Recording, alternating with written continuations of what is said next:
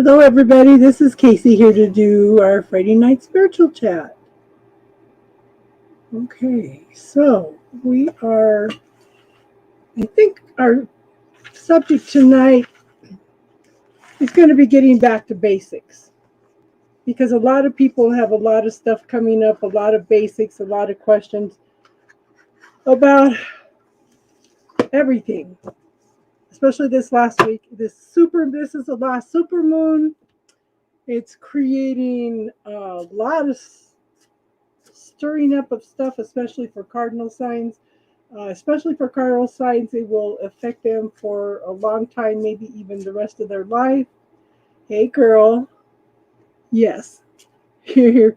Girl, I think you have the basics already covered. I hope you're going to stick around and contribute on how to manifest tonight.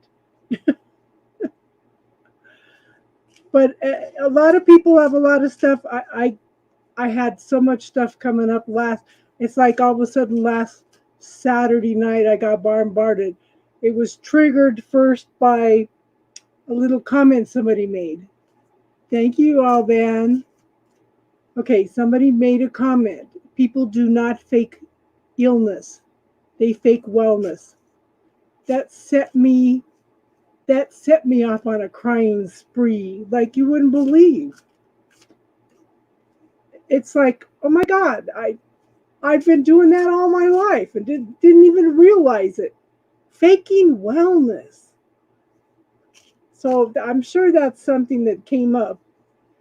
Thank you, Casey. Okay, so let's pull some cards for the next week. Actually, we'll pull some cards on this super moon today. Thank you, Tiffany. However, thank you, everybody. Yeah, but we'll talk about getting back to basics tonight because I think that I'll explain to you the way that I was taught the universe works and how I experiences as it works, and I think I've shifted this last month because I've noticed some. Thank you, Snow Queen. I think that something's shifted this last month, and then a couple people have reached out about they're just at their wits' end, and I know exactly what they're feeling like, and and I'll tell you one thing. I think that these Korean dramas and Chinese dramas are actually heart chakra openers. That brought up a lot of stuff too. Hey, newbie. Okay, so what's going on for everybody this supermoon today? What kind of energy is this supermoon bringing in for us? Boy, these cards are just all over. The energy's all over the place. Okay, let me. Okay, asking you just to clear and cleanse all energy, not of our highest good for the collective.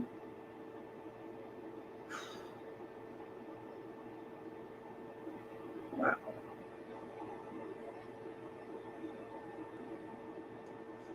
Okay. Yeah. Well, see, I'm in Libra, and it said cardinal signs: Aries, Libra, Capricorn, and what was the other one? Aquarius. So you know what, hon? No matter how evil they are, just send them love. Send them love, because if you send them evil back, that's just creating more karma to deal with in another lifetime. Okay, what does the collective need to know about this supermoon? Only one jumped out. Let's see what that one is. The Magician. What are we going to manifest? What do we want to create? So the Magician has all the tools. We have all the tools. We are made in the image of God, okay? We are made in the image of God. We have all the gifts, talents, and abilities. And everything we have experienced, everything that we have tried to achieve or allowed ourselves to accept in this lifetime is all in this card. It's time to move forward and manifest. And everything we've had in our life so far has been practice and study to get us to the point we are now. And I think everything's, like I said, is just coming to a boiling point for a lot of people. I think that the last of this year is going to be real interesting. Yes, very interesting rest of the year. Okay, so let's see, one more shuffle. Good, no jumping all over. It feels better.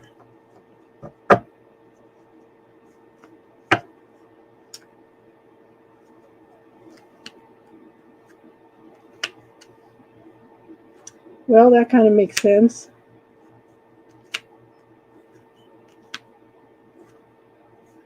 Okay. Explosive even. Oh, I'm sorry you're going through that, Snow Queen. So send it back to them energetically, Snow Queen. You don't have to do it on a physical level. Just send it back to them energetically. Yes, exactly. This too shall pass. Okay. So the first card I'm showing, I'm going to pull some clarifiers here.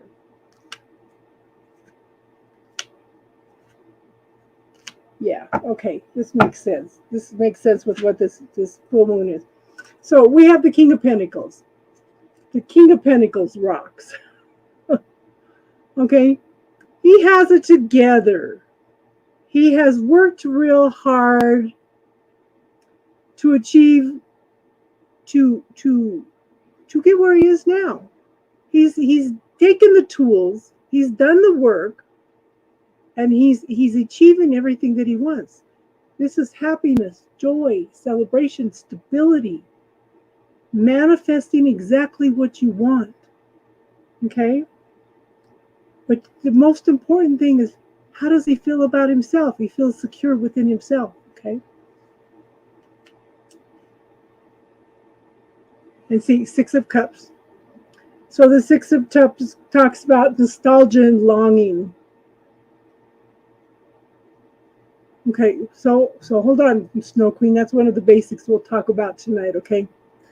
Nostalgia and longing. It could be a person coming back from the past, or it could be a situation coming back from the past, or you just longing for the peace and comfort that you had during childhood. You know, and for me, I have, yeah, the bubble technique. Yes, that's one of them. Okay, the suitcase technique. Just putting it in a bubble. Yeah, sit on the lemon snow. Okay, but this could be a situation or people coming back from the past, and that's what's been popping up for me the last week. I've had emotions that I haven't felt, that I've suppressed forever, pop up. I had feelings. I was thinking about it because I listened to Jakara, and she heard we talked about some things on her live on Monday. But one of the things that came up for me was this feeling. She said maybe shame, but if I think about it, it's more of a feeling of dread. It's from childhood. Whenever you're in trouble, you're backed into a corner, you're feeling helpless, you don't know which way to turn. Feeling the victim, I guess, is what I've been thinking about the last couple of days. It's that internal pain has been coming up, and I've been releasing all of that. But it's something coming back up from the past, okay? So now it's time for us to gather up our resources, know who we are, what we want, laying down everybody else's burdens and taking up our own and moving forward, okay? And there is forward movement, okay? We may be still juggling things a little bit, but there is forward movement. We are putting the work in. The universe is acknowledging that. New beginnings. Could be new beginnings spiritually, mentally, emotionally, new goals, new ways of looking at things. Definitely new goals. Okay. This card is also the higher mind, so that's why I say spiritually too, okay? But one of the things about healing, one of the things about moving forward, one of the things about allowing things into our life is we have to allow ourselves to feel vulnerable. If we keep those walls up, those blocks, those barriers, how are we going to experience anything? How are we going to find exactly what we want or don't want? Because we're blocking everything out. We're blocking all those experiences out. This is a card of healing. It's a card of vulnerability.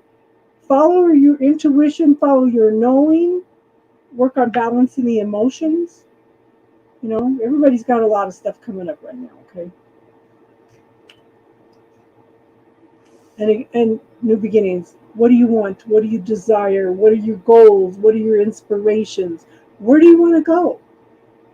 You know, what passions and desires do you want to fulfill at this point? But an ace, there's two aces in here. Aces are gifts from the universe. They're new beginnings, okay? Exactly. That's one of the things I was going to talk about, Tiff.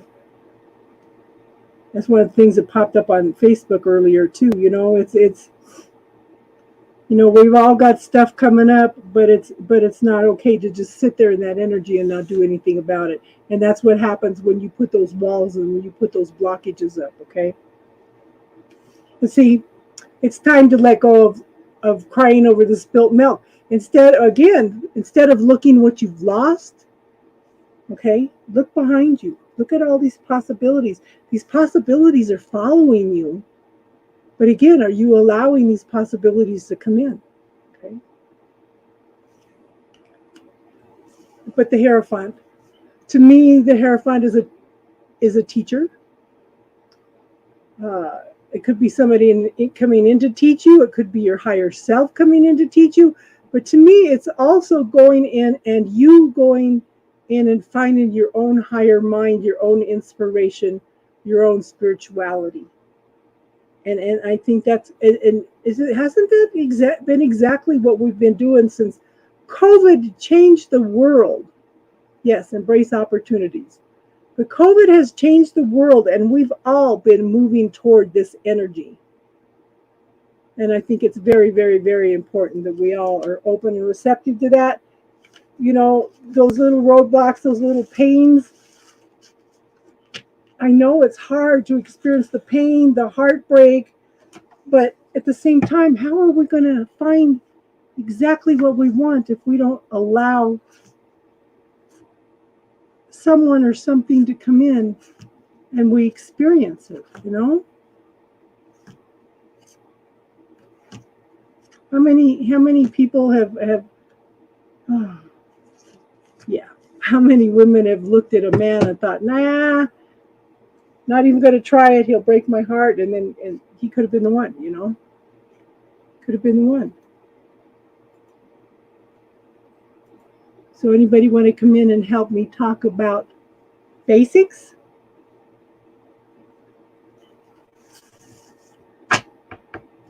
So the first thing I always tell everybody, question everything, even what I tell you. Okay? Question everything. Find your own truth, your own reality. What is light? What is heavy for you? Okay? What else do I tell you? There's 4 or 5 things I usually tell you. I don't remember. I'll remember them as we go along. But the main thing is question everything. Watch where you put your energy. That's like I was telling somebody the other day. Be careful of who you ask for a reading. Okay? Because when you ask someone for a reading, you are allowing them into your energy field. Think about that. And it's interesting because how many people walk around the psychic fair until they feel that this is the person that they need to talk to. that was brought home to me about 3 years ago. I did a psychic fair down in Colorado Springs, and I started getting a little busy. It was on a Sunday. Saturday was the weather was bad and nobody was there. So Sunday I started getting a little busy, and this one gal's pacing up and down the floor, pacing and pacing and pacing and pacing. This woman was like this when she sat down. Okay, she was a nervous wreck, absolutely a nervous wreck. She says, "My guides told me you're the one I need to talk to." This lady was an empath. She was taking on everybody's energy. But she thought that she had to hold on to it in order to heal them.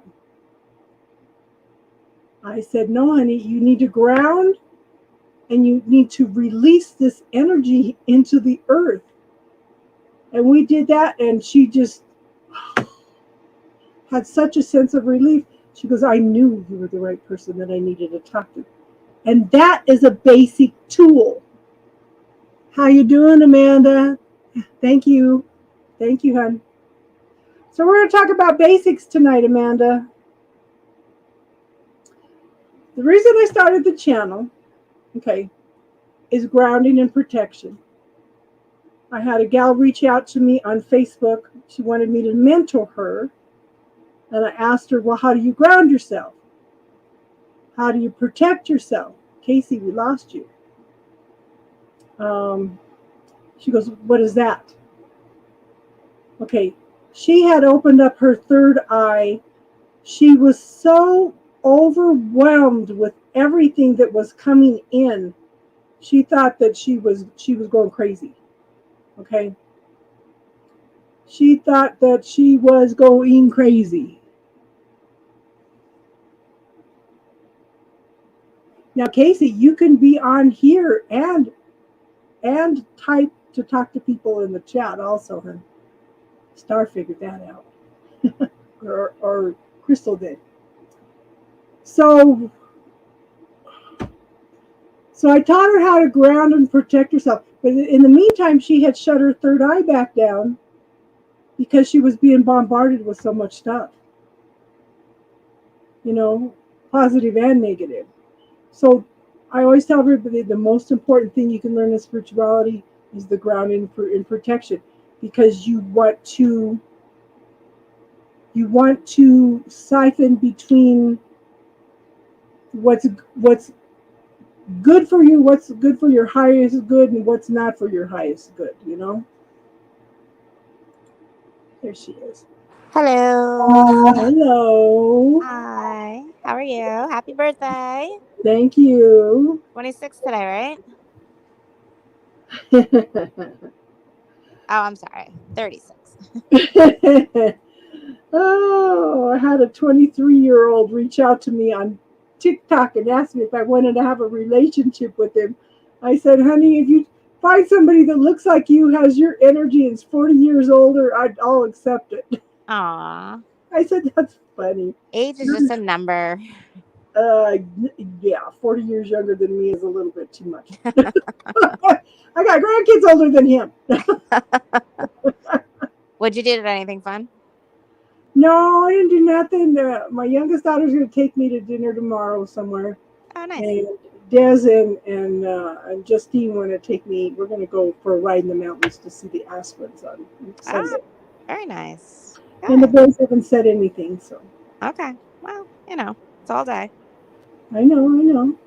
That's fine. I just sit around and watch Chinese drama all day. I'm telling you, that's for healing. Stop watching the news. Seriously, just stop. I'm not watching the news, just watching the dramas. Watching the dramas. That's right. Today was my blood drive at work.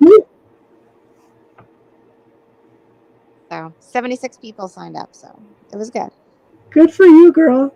Yeah. Now tell people about how you came into the ability to manifest, or has this been something that's been a lifetime of stuff for you? We're all manifesting at every single second. I know. Like right now. So we're co-creating together, right? you can't not manifest. Like that's the thing. So it's just what you put your attention on. And like I said, it's kind of like ordering from Amazon, right? Like it's like, you figure out what you want, you order it, and then just trust that it's coming, and then it shows up. It's just, I don't know. But the thing is, you don't have a lot of the points of view and belief systems that a lot of other people have. Like what? Because you have the ability to manifest things so easy, and it's just such an inspiration to all of us. Aw. But you're Miss Sunshine. Somebody called me that the other day. I think it was yesterday. Yeah, one of my friends at work, she commutes, so I don't see her all the time. And she's like, "Oh, there's my little Miss Sunshine," and I thought of you, Casey.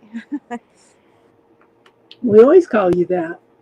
Yeah. No, I think it's just, remaining, like Leon taught me that too. It's like, just waking up positive, going to bed positive, being grateful. I mean, just having, if you look at the positive things, like you'll see more positive things. If you look for negative things, you'll see the negative things. So why focus on the negative when you can see all the amazing So I things? have someone that reached out to me that's extremely frustrated and saying the universe needs to open up a pathway for me. And I'm trying to explain to them the universe is Yeah. neutral. Yeah. There's no charge on it. It's neutral. It supplies you the energy. What are you going to co-create with it? And they said, well, how did he put it? My mind was blank. Well, anyway, he says, they keep telling me I have lack. What I'm trying to tell him is we still carry all these programs and belief systems from our parents and reality around us and cultures and everything. May not be a lack consciousness. It may be a program that just needs to be tweaked a little bit. Yeah. Yeah. I mean, it can start with you, right? Like your ancestors could have passed it on and on and on and on, and you be the one to break it. So Exactly. We may be the ones that came in to stop those patterns. It may be something that we are bringing in from a past life that we need to clear also. I did tell this person I haven't done Akashic records for a long time.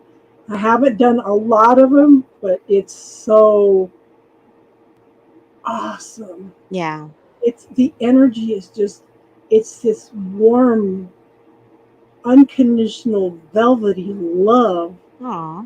that you can feel when you get in there. And my library is like a crystal castle. You can see through it. Ah, If cool. you look directly at it, all you're seeing is the stars. But when you go into it, there's the Akashic records. But it's there are some things, and we contract. Sometimes we contract to manifest things easy, and sometimes we contract to limit ourselves, It's what Hey, are you here to learn? yeah, so it's what are we co-creating? The universe is neutral. The universe, and I get upset when people say, why did God let this happen to me? God didn't let this happen to you. Somewhere along the line, you made a choice, whether it was pre-birth, after birth, but every choice that you make is played out in some way on different dimensions, different realities. So everything's played out simultaneously. That's And why it'll keep playing out. It'll keep playing out until you learn your lesson. And then yeah, once you make that change, like you're like, okay, next lesson. yeah. Yeah. Now Tiffany, see, she wrote down what she wants to release on toilet paper and flushed it down the toilet today. Oh, that's a good idea. Yeah. Yeah, we've been talking for a couple days, throwing stuff back and forth, but it's but the thing is, like I really want to specify, the universe is neutral, the subconscious mind is neutral. The universe has no right or wrong. Everything is experience. Everything is experience. Okay?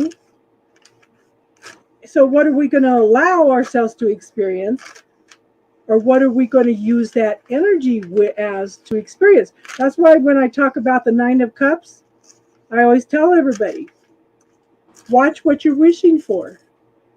If you were dwelling on lack, if you were dwelling on an old program, you're going to keep bringing in that energy, you know? Yep. And if you're focusing on gratitude, you're going to bring in more things to be grateful for. It's not only what you're thinking, but what you're saying too, right? Because you could say, I have a lack. Like you're saying that you have, so you're abundant in lacking. So again, words, like when you write them down, spelling, just like, spells are. So The original definition of I want is I lack. yeah, right. I So lack. it's So what do I here. desire to create in my life, you know? What do I desire to bring forth? That's where I get stuck. I'm kind of stuck on what do I want now? Because again, like there is no want, right? It's just is. So uh, instead of asking what you want, what do I desire? What brings me joy? What brings joy into my life? And like you like the expression, what grand and glorious adventure can the universe and I create together? Yeah. And I how and you have a lot of adventures, yeah, definitely. you know? Things are good. Things are really good. I had a little freak out today, but Amanda talked me through it and all good. But Good, good, good, good. my daughter's birthday was Monday or Tuesday, and then my son's birthday is coming up 10 10 10. And mine was yesterday, yeah, bunch of Libras. Lots of Libras in the life. Which is interesting because the full moon was like last night, right? Like today, last night. And then Amanda's birthday was on a full moon. It seems like everybody's birthdays are falling on full moons. Yeah, yeah. So it's yeah, and this super moon is supposed to affect cardinal signs. They said either for a long period of time or possibly for the rest of your life. And part of that is letting go of all this stuff. Yeah, Amanda's talking about letting go right now too. She's, Yeah. we have to release what we don't want and or need anymore. It's served its purpose and it's like next. And I know I always say this, but I think October is going to be just an incredible month. Like I think it's just going to be awesome. Like it's just I think the rest of this year is going to be interesting for all of us. interesting. Interesting how. Just everything that's coming up, everything that we're being asked to let go of, and I want you guys to all look back to the last since COVID. How much have you changed? How Am- much you've changed your life, uh, awoken to a lot of different things, of different possibilities. You know, Amanda and I were talking about this the other day. How play. We need to play more. Like there's always work, there's always demands, there's always things you have to do this and people, asking you for stuff and needing to do things. Certainly, we all have accountabilities, responsibilities, but it's like when was the last time you played? When was the last time you danced? When was the last time you whistled and, just had fun like kids, like they just run around all day and they just have fun. It's like what when does that stop? you know? but see, the new contract for the auto workers is a good example of that. They want to they what they want is fair wages for one thing. Of course. Okay, and for another is they want more time off. Yeah. So we can all understand working only 32 hours a week. That gives us 3 days off to be able to play and relax. People they have found through Europe that people that work 32 hours a week actually are more productive than people that work 40 hours a week, you Yeah. know? I find myself saying no a lot more to meetings that I don't have to be in. So if I could do that, then like if you say no to like one meeting a day, that's an hour back, right? And or depending on how long the meeting is, but I can use that time however I want, go for a walk. I can, Hey, Tracy, you made it in tonight. Hey, Jenna, thank you.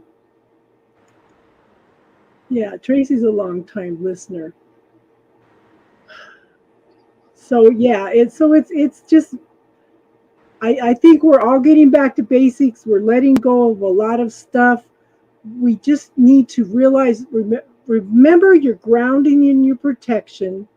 Okay. Remember to it may not be a lack consciousness that we're working with. It may be an old program that needs to be tweaked a little bit so that we can move forward, you know. But you sometimes affirmations don't work for people because they have those programs running. So we need to be aware of that also. How you doing tonight, Jojo? And affirmations, yeah, they're words, and words are powerful, but like actions are like 3 times as powerful. Like What if is you self do talk? something, What is your self talk? not I'm even so gonna much give what you're thinking, but what are everybody you doing? everybody in here. I'm gonna give you some homework. I want you all to write down your self talk for the next week. Is your self talk defeating what you're trying to manifest in your life? Can we hear you now, Jojo?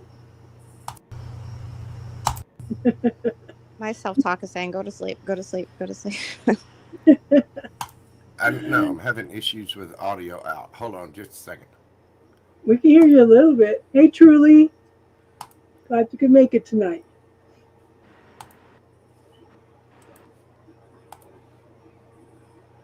And that's one of the reasons I ask myself questions. Okay, I totally, I have so much faith in the universe. The universe has never let me down. How many ways have I let myself down? Aw, You none. know, because I don't trust myself, because I have these old programs, because I have these old experiences. I am forever clearing stuff. But you're learning, so it's not a lesson that And it's I hope opening up to new things, yeah. I would love to see you do something different, like just something that scares you a little bit, and just face the fear, and just there's nothing to be afraid of. That's one of the things I encourage everybody to think. Anything that makes you uncomfortable, anything that you judge as bad, anything that scares you, learn about it. Take the stigma out of it. Get rid of all those blockages. You know, like it's like people in Christians that say, "Oh, tarot's evil." Well, my son-in-law was raised in Christianity. He was raised in the Greek Orthodox Church. He was laughing the first time I did his cards. By the time I was done, his jaw was hanging on the table. He was just flabbergasted because I hit everything on the nose. When he came over after my daughter and him broke up, and he was talking to me, I said, people need to face the things that are afraid of. I said, do you realize that the tarot is actually a life story? 0 through 21 is different parts of growth in your life. Mm-hmm. The minor arcana are different areas of your life where you have experiences and challenges and encouragement and stuff. I said, it's a life story. He goes, I didn't know that. I said, people that are taught that it's bad do not even look at it. And this is where I say religion is other people's points of view. Spirituality is finding your own truth. That's Okay. good. Yeah. And it's like people just don't understand what they don't know. So knowledge, like, and you and I talked about this a while ago, is like, maybe dedicating a weekend or a live stream just on like different religions, and, can experts come in and like educate us? I would love that. I love learning about other religions. But then like Buddhism and Judaism. and Hinduism, they are actually a philosophy. They're not a religion. Yeah. My daughter was learning about it in school. Yeah. Yeah. And I encourage everybody to investigate. There's beauty in all of them. And they're very similar. The problem is that I have the one true religion. That's a judgment. Yeah. Okay. Separation, judgment. Yeah. You know, it's yeah. And how many years have we been doing this now? We've had a pretty good track record without having conflict. 99.9% of the time. People accepting each other, their different beliefs, you know, everything. And I am truly blessed that we bring such wonderful people in here, you know. Well, it's you. It's your energy, and you're manifesting all of us. Now, truly, I can give you an example of somebody that was scared of everything. My sister. She was scared of somebody following her car, and she'd have somebody follow her in her car. She had a fear of somebody breaking into the back door, and somebody would show up at her house and try to break in the back door when she was home. And she manifested everything bad. She was scared that she was scared her car was gonna catch on fire. Well, it did catch on fire. She had a beautiful red Oldsmobile that my brother-in-law just absolutely loved.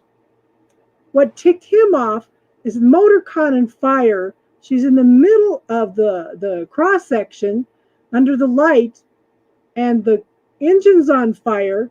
He got mad because she made the front page of the newspaper. Oh my goodness. What? Okay, now I believe I got this solved. Can you hear me? Yeah, we can hear you. Well, now we lost Casey. So truly try put you don't have to do the bubble technique, just put it in a bubble and hand it off to an angel. Anything you're scared of. Okay, hon? And truly, I would put some polar bears or tigers or something at each door and window energetically of your camper, hon. Okay? And if you have one, load the 9. You know, get out the gat. Yeah. But just try to remain, you know, just be quiet. If the police are on their way, they're on their way. They will get there. Yeah. Yeah. Hey, Miss Casey, how are you doing? Yeah, I finally got the audio thing figured out. It's something about I've got like 6 browsers. I mean, I have an abundance of desktop real estate and browsers, and so I was trying to go in through Firefox or whatever that is. Yeah, Firefox.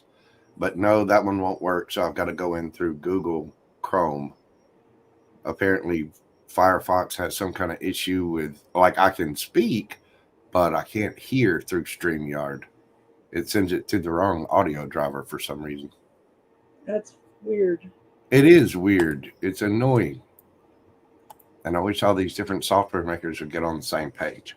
So how much of these challenges are you using to create some excitement in your life, you know?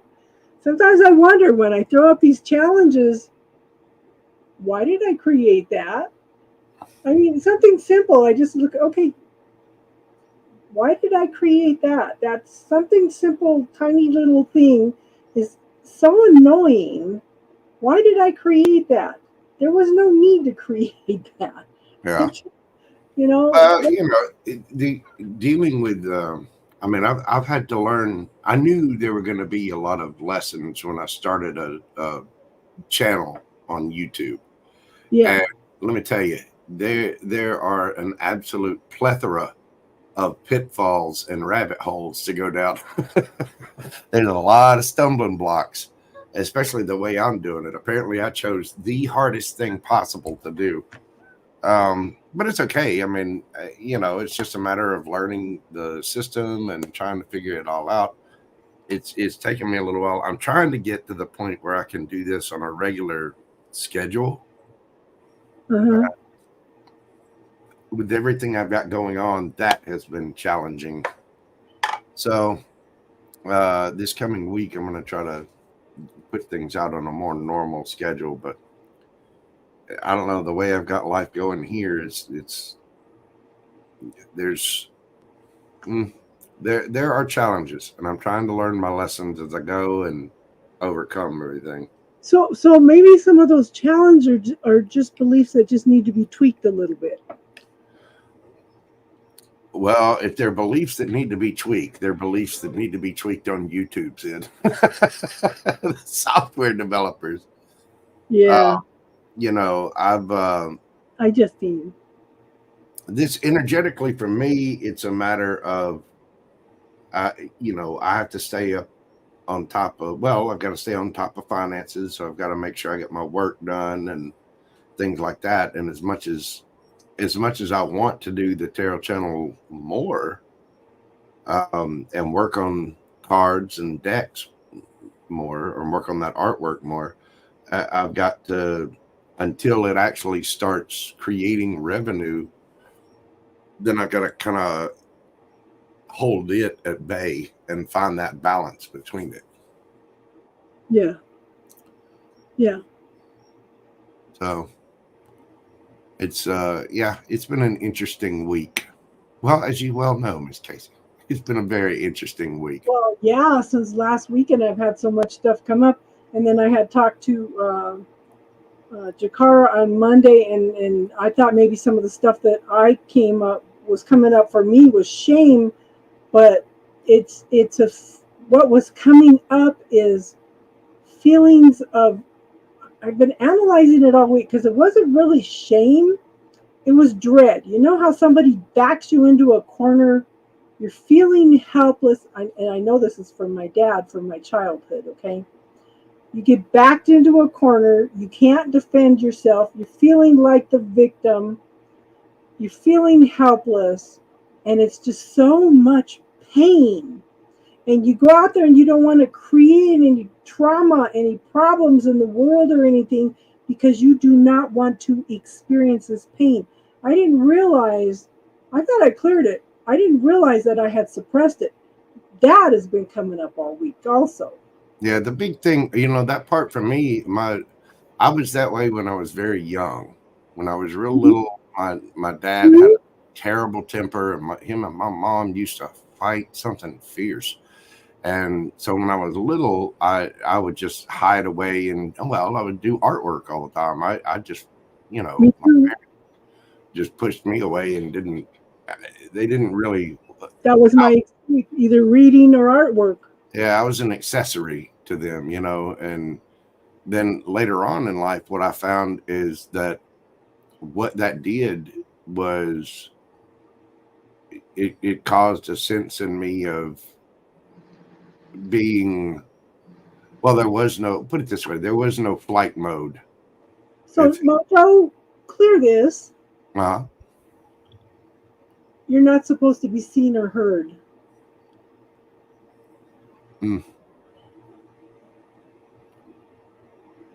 Well, my mom didn't see or hear me.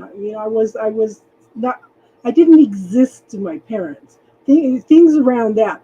I had to clear that. But what I did with my kids, you can ask Justine. I used to take my kids out and do everything with them, because I never had parents that took me out and did things with me.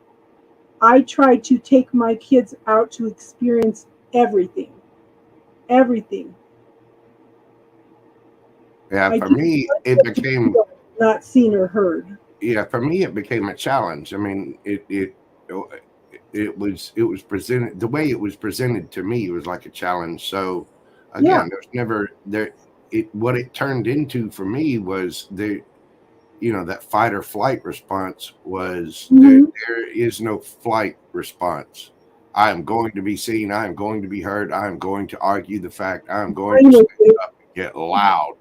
Yeah, mine was withdrawal from the world, Yeah, at one point in time I withdrew, but after once my parents really started their shenanigans and I got old enough to defend myself or find my voice, Yeah. then I didn't just find my voice. I got real loud. I mean, but the problem with me was the exact opposite. Instead of being meek, I went full bore with it, you know. Now, And all 4 of my kids are very bold. They do not hold back. They express everything. Everything. Okay, and I'm probably the worst. it becomes a fault at times because people don't want to, you know, like I had a temper as a young man, but I had a temper. I was angry for good reasons, but I just didn't know how to express it properly, you know. Well, Steve became the clown. He used to clown around to diffuse situations, you know. And Justine just kind of went out and did her own thing and didn't want to listen to anybody, you know. And I told her once, I said, "Are you trying to do everything bad in your lifetime that you can do in one lifetime before you're even 15?" She kind of slowed down a little bit after that. I mean, she was a wild child, you know. So that energy finally caught up with you, Mom, that me and Des were talking about. Oh, honey, I'm telling you, something energetically has just like totally floored me. And I thought I was doing good, but yeah, pretty much I got my feet swept out from under me last week and was a complete emotional wreck. I had to sit through it, be with it, and pray and meditate and do everything I could to like shake it. Because it was so powerful and out of nowhere, though. It was really strange. now this super moon today is affecting the cardinal signs, and you're a cardinal sign. Okay, you're a Capricorn. It's Capricorn, Aries, Libra, and what's the other one? Aquarius. You know, so it's like it's either going to affect us for a long term or it's going to affect us for the rest of our lives, and it's asking us to let go of this stuff. I feel like that's the whole theme about it is like, you just got to let it go. You have to have acceptance um, I honestly, at first, like it felt like it wanted to be acknowledged, but then after it kind of settled and calmed down, then it was like, accept it and like let it go. Yeah, I've been trying to work through that for 2 weeks now. Like it Mhm. is crazy. I don't even know. So I don't mention this a lot, but whenever you let go of something, the universe does not like a void. It will bring something else in to fill it. So make sure when you release stuff that you sit down and bring in that golden light of the Holy Spirit to fill up all those voids, those holes, and heal and seal, okay? Because otherwise something else is going to sneak in, and I think that's part of the process why we go through things over and over again.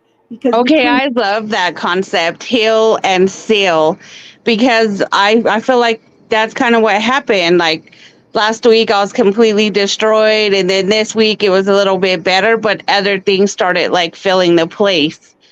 And I was like, why am I even thinking about these things? Like, what is really going on here energetically? yeah, things that we thought we let go of, things that I haven't experienced in years. But then, too, like we talked about, those Chinese and Korean dramas are heart chakra openers.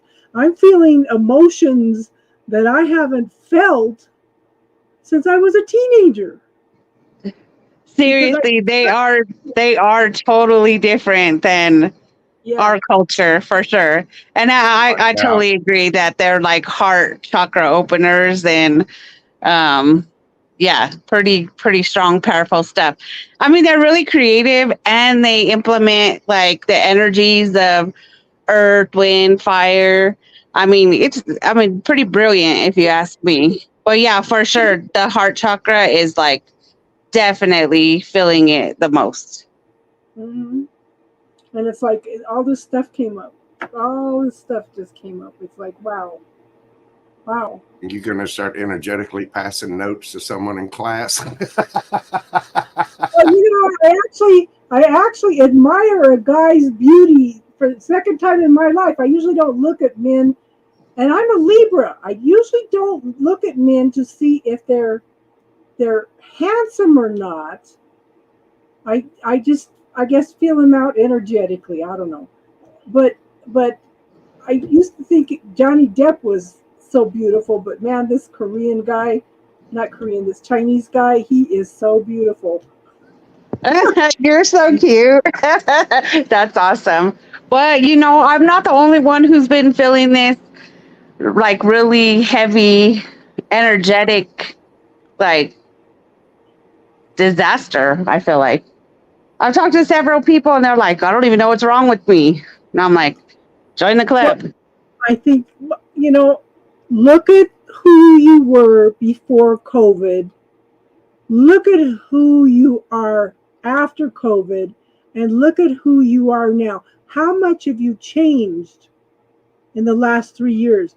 And are we not grieving, leaving behind parts of ourselves? Well, we are. I think the big thing for me is having gone through my awakening and coming to terms with things, having the universe kind of drop tarot into my life and a spiritual path. I have cleared out a lot and I have changed a lot.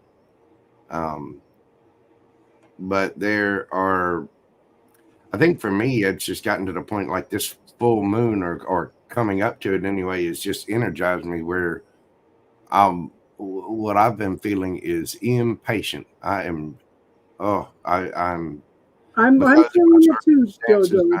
I am tired of being stuck. It's time to get things going. And so I'm trying to figure out what I can clear as quickly as possible, because if the universe is going to have room don't ask the universe. The universe's energy is neutral. It's just there to give you energy. What are you manifesting with that energy? That's right. what I'm saying. Maybe you need to tweak some of those belief systems. No, heal and seal, Mojo. Heal and seal. Like, well, the thing is, I've got to get there. There are certain things that I've got to get rid of. I had a pretty strong attachment, and I've tried to stay on top of that this week. I'm trying to, get rid of people that have sort of energetically been clinging on to me. Because there were some big situations in my life that unfortunately, there's just nothing I can do for those people. And I love them to death, and I'm just going to have to love them from a distance. There's been a lot that's happened that caused my spiritual awakening, and I'm ready to move on to a new life. So I'm trying to find that balance of everything, what to let go of, how to get rid of things, how to rearrange things in my house and my physical, world. What to get rid of there, and really strive to move forward and to talk about some of those things is difficult. I mean, I've been here basically in solitary confinement for 3 years. It's time to get up and go. I can't help it that I'm still youthful, energetic, good looking, talented, and modest. I can't. If anybody knows anything about being isolated, it's me. Especially I've been locking myself down lately too. Like, I feel like I don't have the energy to go out and deal with the world right now, because I too feel like I need to rearrange and heal and come to a better space within myself. Exactly. Well, I mean, I've been here. I work at home, right? And So do I. It's between doing that and tarot reads and stuff, and all the healing and stuff that I've been going through over the past few years, there haven't been many chances to really get out, go explore, or go do. There've been some, and I've enjoyed them, but I was telling Casey this week, I've spent Well, I was here for 9 straight weeks at the house completely alone. That means not seeing another human, not, actually having a conversation face to face with another human, nothing.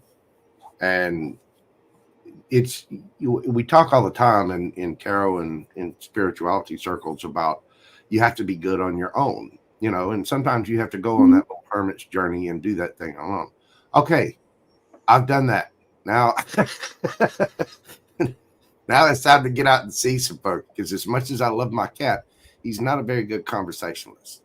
And sitting here, I live with a pug, 15-year-old pug that's starting to sleep all the time because she don't feel good, but I it's understand. yeah, it's time to get out and explore the world. And so right now I'm trying to redo my schedule, and I'm trying to redo things, restructure things in my world so that I can get out into society and get things done. I mean, I've been kind of energetically blocked from leaving. And well, Miss Casey, I told you, I had several readers come up and say, okay, well, whatever this is that's attached to you wants you completely still and poor, and basically wants me trapped. And I can't, I just can't allow that anymore. So I've worked really hard this week to pray and meditate and work on things. I've kind of cut back on doing readings, and I will have more coming out, but I've got to figure out a schedule to do this on my own. And I'm still purging the house of just junk, just stuff. Good Lord, it's everywhere. But I felt like I was energetically blocked from leaving the house. Every time I'd leave the house, there'd be something going on with the car. There's some reason why I can't get out on a regular basis. And I'm trying to remove all of that to be able to get out more, to go do things, even if I got to go get, a little part-time job or something somewhere, whatever, just anything, just get up, move, get out of the house, get alive, and interact with other people. I am way too pretty and way too funny, and again, way too modest to be stuck here all by myself. You know what? I kind of feel the same energy. Like, I am too social and too fun to be locking myself down right now. And on top of that, like, I don't even know. I'm not a person that's ever suffered from like my sleep. And like this last week, I literally been sleeping 4 hours a night. It's the strangest thing. It's not. Full moons and new moons can affect. For me, it's always new moons. Full moons, I tend to sleep more, but on the new moons, for some reason, I'm just awake. So it definitely plays a part. The full moons affect people and it's a in different supermoon, ways, but it affects people the most because, especially with the supermoon, the moon is actually close and it's full, and so you're getting this extra double dose of energy. I mean, this particular moon is strong because it's full moon in Libra. It's all about justice and balancing things out. There's you're seeing the balance with people clearing things out, and so it's got me fired up, that's for sure. But I haven't had any problems with sleeping during it because, oh my, I've been going through so much. When I'm awake, I'm ready to rock and roll. But at the same time, when I sleep, I am down. I had to have a nap this afternoon just because I'm feeling it. I mean, I go so hard, I end up getting drained. But I don't have any problem snoozing. Plus, my cat has been right there, pushing me on. He's been letting me know that, hey, it's nap time. You in the face. like, okay, I'll pay attention. I'm right here. Yeah, exactly. You know. So how are these two eclipses going to play out this next month? I mean, everybody's already kind of feeling some type of way, and then you got two eclipses coming this next month. Today is the last super moon of the year. Yeah, so today's the last supermoon of the year, but there's two eclipses coming. Right. And like Tiffany May said, it is the full moon in Aries, but at the same time, it's because it's in Libra season, it affects those. It's creating some tension. Yeah. And you put Libras and Aries in the same room together. My And youngest son and yeah, I mean it's they're impatient and want everything now, and yeah. I mean, but think about those two energies. You get Aries and Libra, somebody who's all about justice and all about balance. And then you get somebody who's all about themselves and all about self-recognition. The Aries are very well. There's a reason they're represented by the Emperor. They're all about themselves. They're all about gung ho, this and that and the other. And so when you put those two energies together in a full supermoon, yeah. So I was listening to one of the gals on TikTok, and she was mentioning certain degrees, like 6 degrees, 27 degrees, anything in any of the cardinal signs, and she named another one. And all three of my Libra signs are on those degrees. So it should be hitting me pretty hard. So this is probably why it's bringing up a lot of, Yeah, you've seen a lot of people now, astrology buffs, and it's sort of seeping its way into the tarot community about deacons, people that are first, second, or third deacon, in a sign. Like I would be. Each degree also has a meaning, not just the deacon. Well, yeah, but the deacon depends on the degree, because you've got the first, each of the signs is broken down into 30 degrees. Yeah. And then the deacons break it down into 10 degrees. So the first 10 degrees is the first deacon. Second 10 degrees is and that's for each sign. Yeah. And but if so, they break down, if they also, there's a book out there, I've been trying to get it. It's was put out years and years ago. There's a waiting list for it everywhere, but it breaks down what each degree means also, not just the deacons. Okay, but each degree means something. So I it's know what mine mean. I mean, that's why I really want to get, find a way to access the Akashic records and figure out exactly what it is that I'm supposed to do, what I'm supposed to let go of. We'll get there. You just got to give me some time to. Yeah, it's more about the path and figuring out how I'm going to get there. I mean, it's. Well, I'm sure you popping up with all this stuff is like me and Tiffany were talking about. It's you have this energy that's there.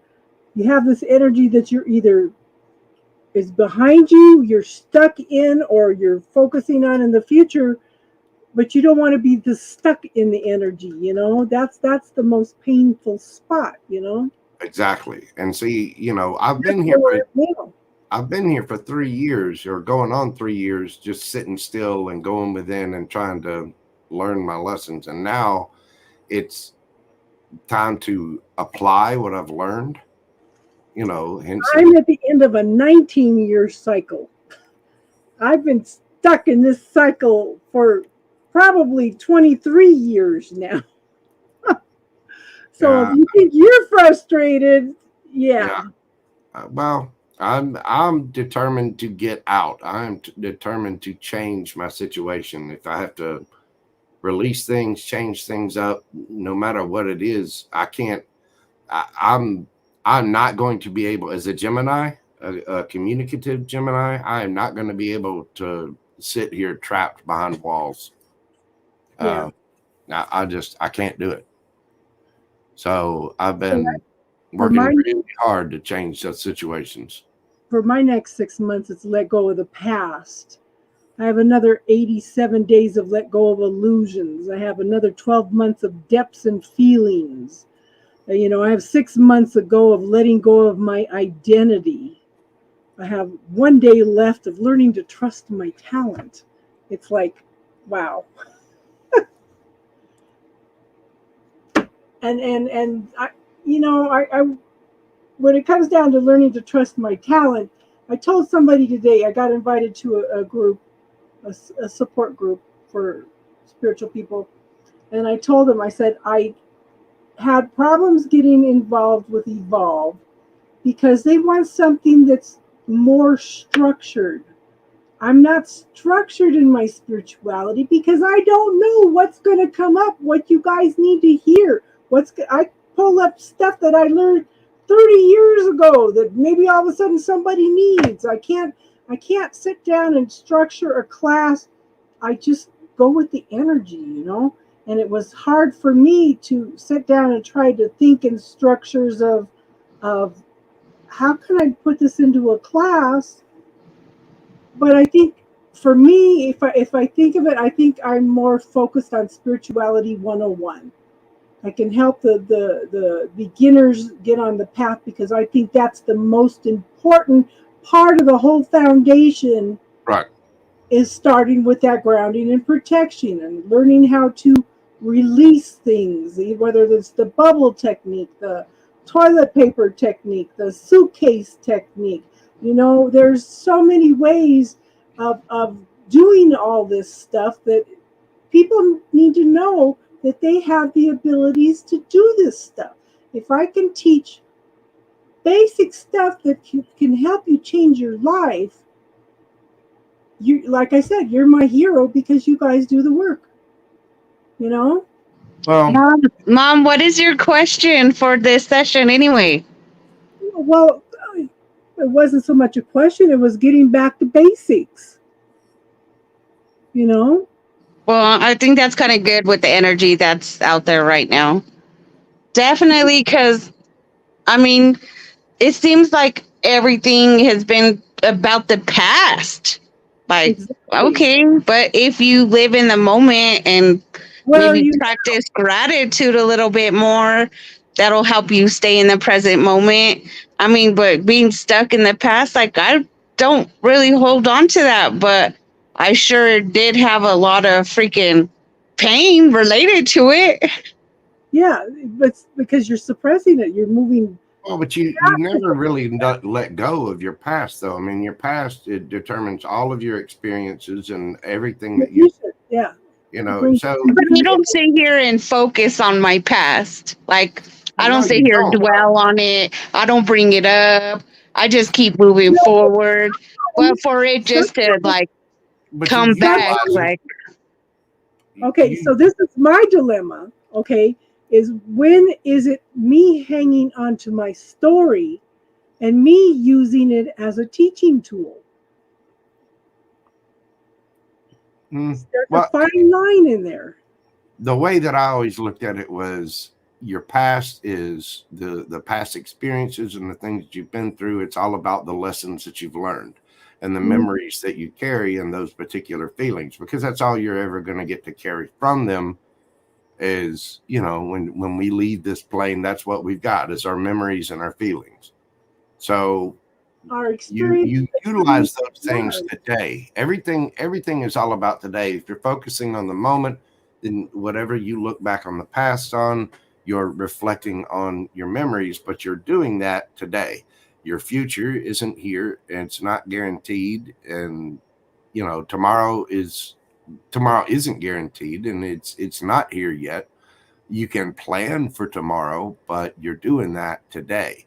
So focusing on the here and now is a matter of using your experience, your knowledge, what wisdom you've gained throughout life, and trying to To me, that's a magician card. trying to alter the energy that is around you right now to change your circumstances with the hopes and some small amount of planning for tomorrow. the magician is the ability to manifest. You have all the tools. You were made in the image of God. You have all the tools.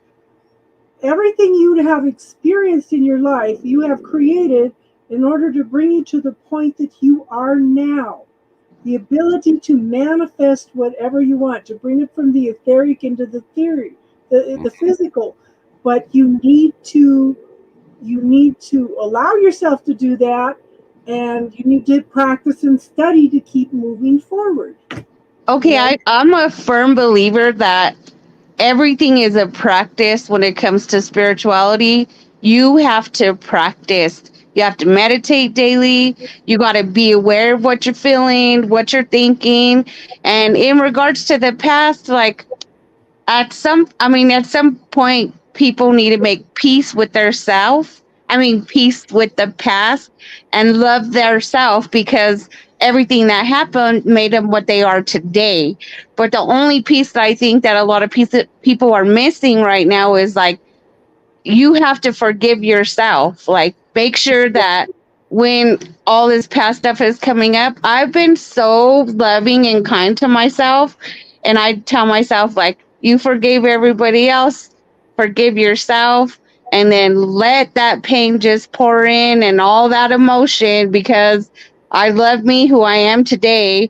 And it's been a rough road, but I don't choose to carry that forward. I just accept it as that being a part of me, which even though that's a part of me, I'm not going to sit here and dwell on things either. Like when I even speak to people, I don't speak to people about, oh, my past.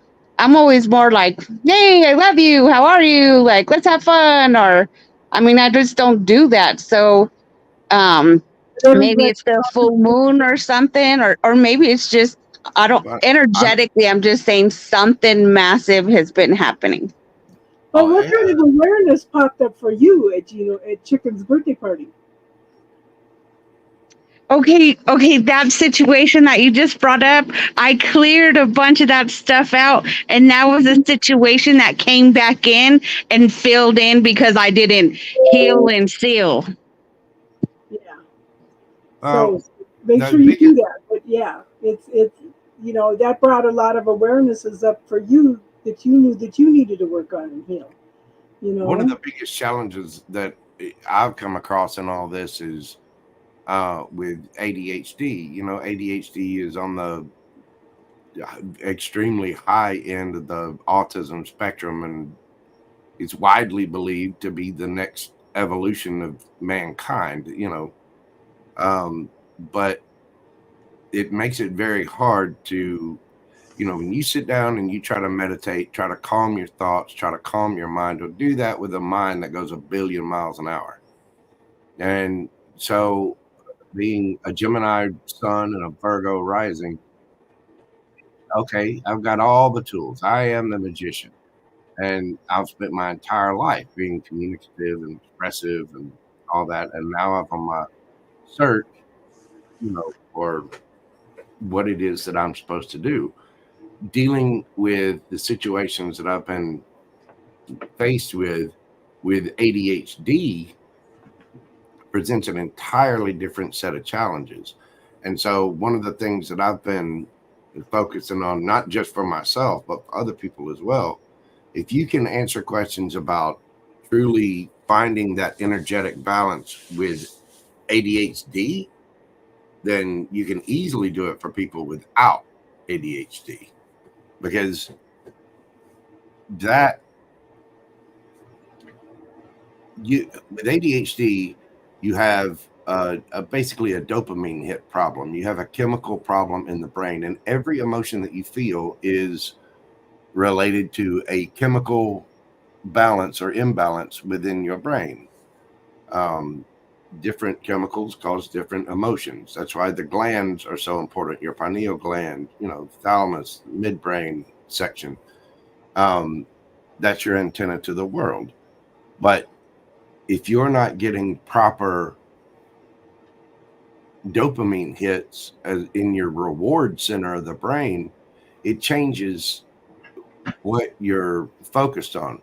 Now, on the flip side of that, there's a benefit to it being that you can hyper focus on something. If I start, like when I paint, I have a problem where I will dive into a painting and I will sit there for, good God, 16, 17 hours straight and not move because I am so hyper focused on that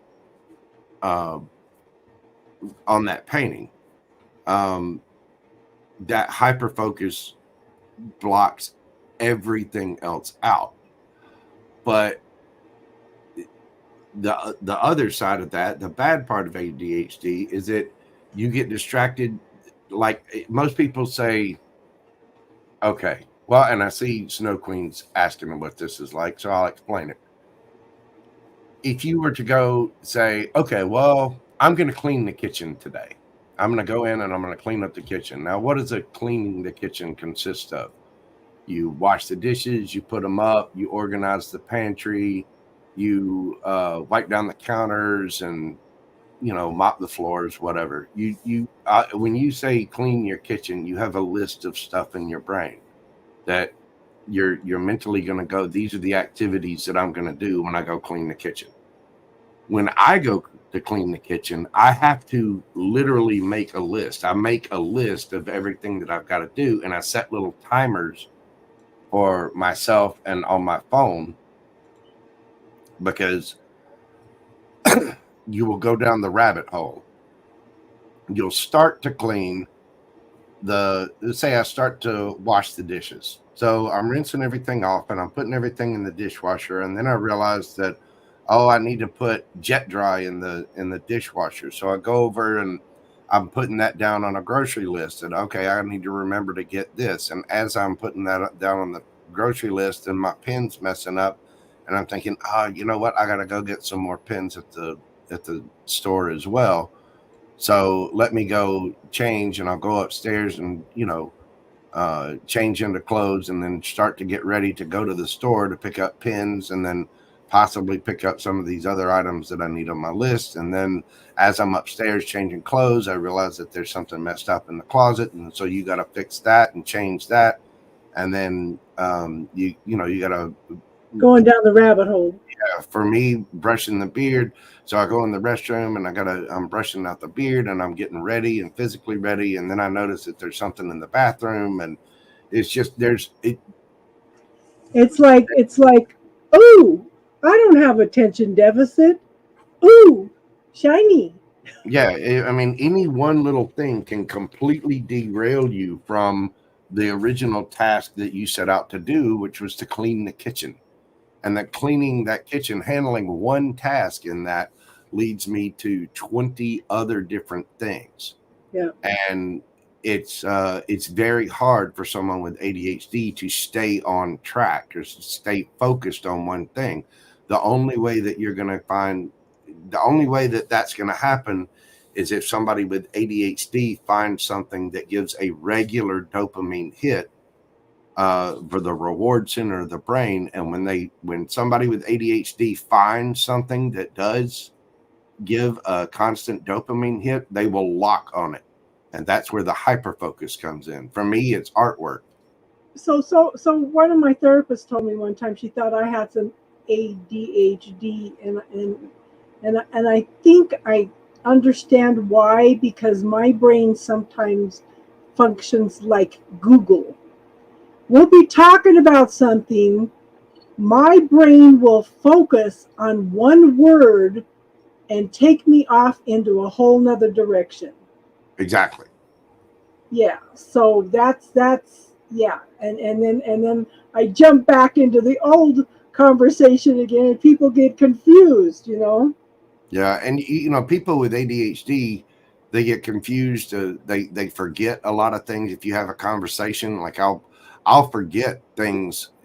Normal people could have a conversation with someone and then they walk off, and a week later that conversation comes back up. I'm not going to remember every detail of that conversation. I'm not going to remember what that person said or what I said. And people with ADHD get accused of being lazy. They get accused of being, too impulsive about things, because but you got to understand, it's not something that you can control. If your brain is focused on whatever, then all of a sudden there's this distraction, so you go that way, and then this distraction, so you go that way, and this distraction, so you go that way. You end up actually completing little bitty things in all of those areas, but never. My kitchen is still dirty. You know what I'm saying? But our society does that to us too. It keeps us off balance. It keeps us distracted, so we don't pay attention to what's really going on.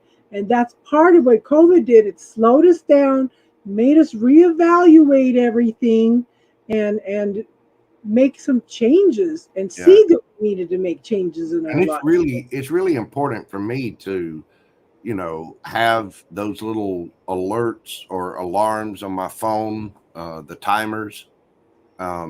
It's really important that every morning when I get up, I have my coffee and I make lists out of everything that I've got to accomplish that day. And I keep that list with me and I focus on that list. If I find myself wandering off to, if I find myself in the kitchen and then wandering off to another room, I'll think, okay, I've got to go back to the list. And so I go back to the list. And so, like when I clean my kitchen, I break it down into all of the different tasks that have to be done in order for me to clean the kitchen. And I dedicate, 20 minutes to this. And if I don't get it done in that 20 minutes, then I'll stop and take a little break and then go back to it.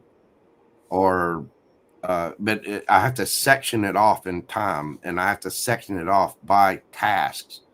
Because if I don't make that little list and I don't break it down in that way, then I just end up on a spiral of activities that I might get a little bit done for every single one of them, but I never end up getting the full task of anything accomplished.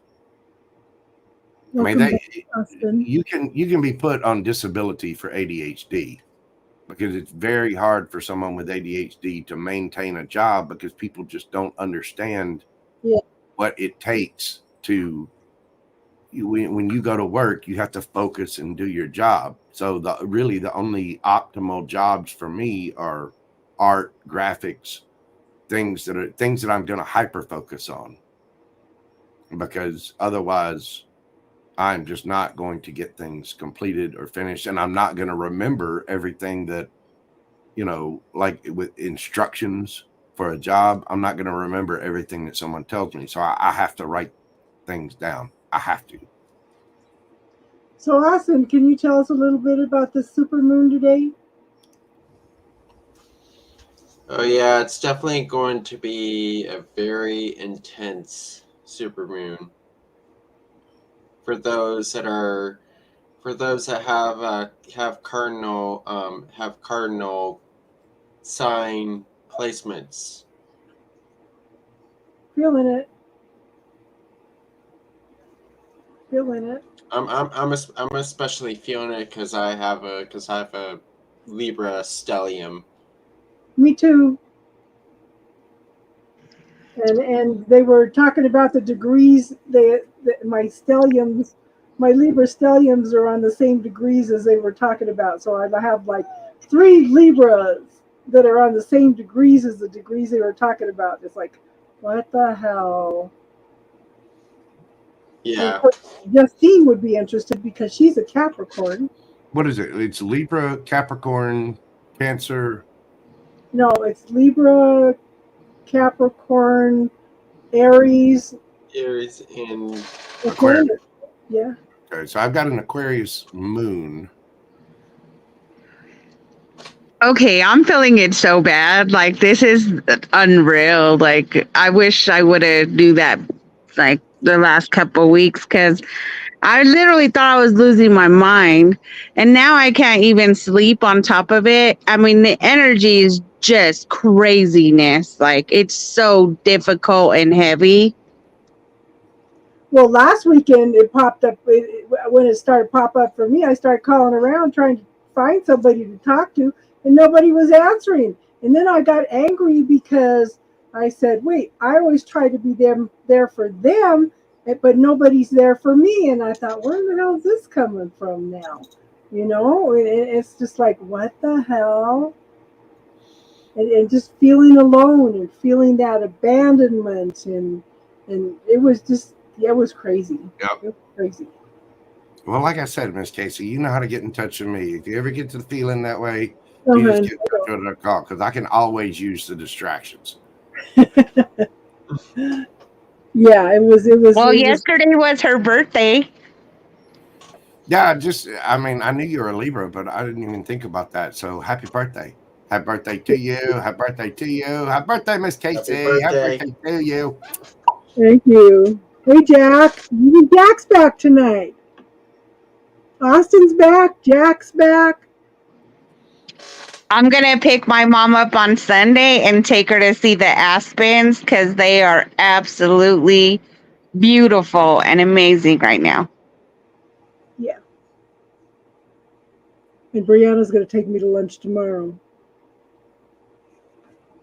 There's a new little Mexican restaurant here in town and everybody's raving about. This is a one-street town, people. Oh. Really, it's like 5 blocks. You can't even say one street. It's like 5 blocks. Yeah. Your phone is used to Casey. You're funny. How you been, Jack? We missed you. So we're talking about basics tonight. Okay, grounding, protection. Okay. So let's talk about different ways to release blockages. We could use the bubble technique. We could use affirmations work in some instances. The suitcase technique, like Tiffany offered, writing everything on toilet paper and flushing it. There's all kinds of different techniques. Just putting it in a bubble, hand it off to an angel. Just there's mudras you can do, chants you can do to release things, different prayers, So, like I said, we're getting back to basics.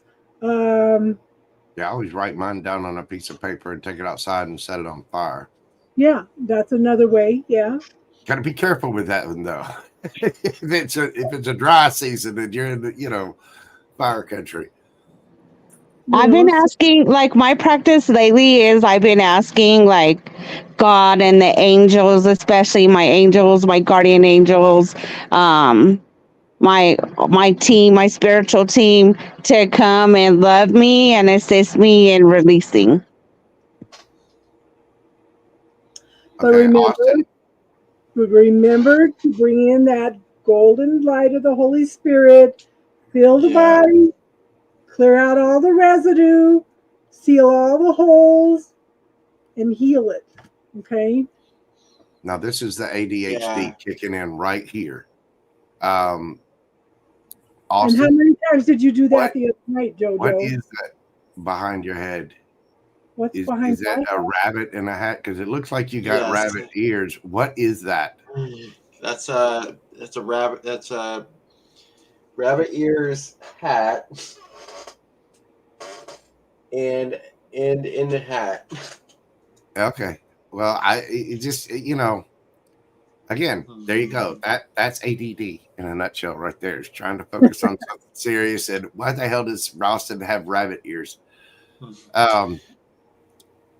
It's focusing on those things that you're talking about, Casey, trying to get into the basics. That's why I focus so hard on how to do this, because if you're meditating, meditation is you're trying to get to the state of walking meditation, I you know what? I asked for that about 30 years ago, and somebody goes, "That's not possible." I don't meditate every day, but I take the time to still the mind, to listen a little bit, even if it's just a few minutes. But I listen I ask questions and I listen. Okay, and I think that I'm to the point where a lot of the times I'm in a walking state of meditation. As Des, I was talking to Des one night and listening to her, and I had stuff popping in, and she goes, "What? You picked up on that quick? I hadn't even said nothing yet about anybody, It's just like, wow." Well, I mean, I believe it's just, trying to get to that state where you are in a state of mindfulness, like Justine said, where you're paying attention to your emotions, you're paying attention to what's going on around you, Into the universe, you're into how this things are world. affecting you. And that's one of the biggest challenges that I've had is, if you think cleaning the kitchen is tough, try to sit still and still your mind and focus on only your emotions. Well, That'll make you and one of the things I teach you guys too is yes, no techniques. Okay, is it light or heavy? If it's light, it's good for you. If it's heavy, it's not good for you. People call and ask me questions, and if I ask you, is it light or heavy? They forget about this technique. Yeah, and it can be bombarded with everything. Who does it belong to? Send it back. The one thing that I've found is that if I try to meditate and really get still, that different frequencies and different pieces of music or tones, if I listen to that and focus on the tone, and they say focus on your breathing. If I try to listen to the tone and focus on my breathing, that can get me really zoned in and still. But if I don't, if I just tried to go outside and sit and meditate by myself with no music whatsoever, it wouldn't work. I couldn't do it. And so with all the distractions there are in the world, it's very easy to get lost into Instagram, Facebook, ads, the rest of the world, how much you owe, blah, blah, blah, blah, blah, all the mess that's out there. It's part of the reason I went into advertising and like graphics so much. The average US citizen is bombarded by over 3,000 advertisements a day.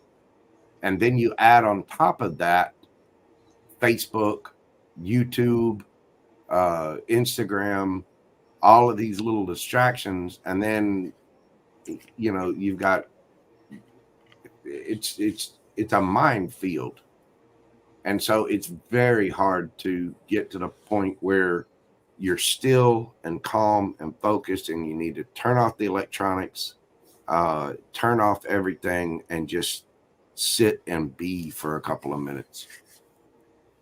And it's meditation for someone with ADHD is tricky. And so that's why I've always believed that getting someone to focus on themselves is the main part. The more you drive that home, focus on yourself, be mindful of your feelings, be mindful of your emotions, be mindful of what you got going on.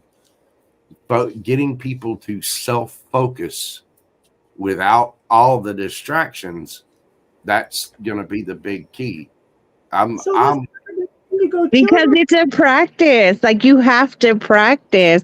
Okay, so a lot of people, when they start meditating, they can't get through 15 minutes without being bombarded by a bunch of thoughts or a bunch of feelings, or they can sit there and literally pass out every time they sit down to meditate, because it's like really high level, and it's, if they're sleeping, they can receive it better. But you just don't sit there and this automatically happens. You really have to put a lot of energy and effort to get that full effect. And everybody is different. I mean, somebody could sit outside in the grass and just be silent and be still and get the same effect as somebody listening to music, or, I mean, it's really specific to the person, but it is a practice. You have to work at it.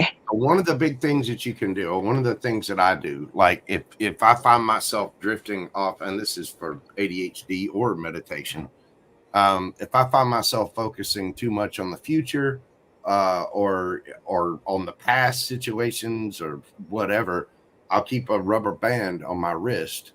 And I, in the moments while I'm up during the day and active and don't really have time to meditate, I can take that rubber band and just snap it. If I start to get off track, I can snap that rubber band on my wrist, and just that one little tap, that one little hit is enough to kind of jolt the nervous system to, okay, back to the task, back to what we've got going on here. Now, when it comes to meditation, there's simple things that you can do like listening to music or listening to a tone, focusing directly on your breathing. I don't know if you've ever heard of the tapping method, where there's different points on your face and your body that you Yeah. can tap to and turn off all the electronics. I go outside in my yard and I turn on. I've got these little ear pod things.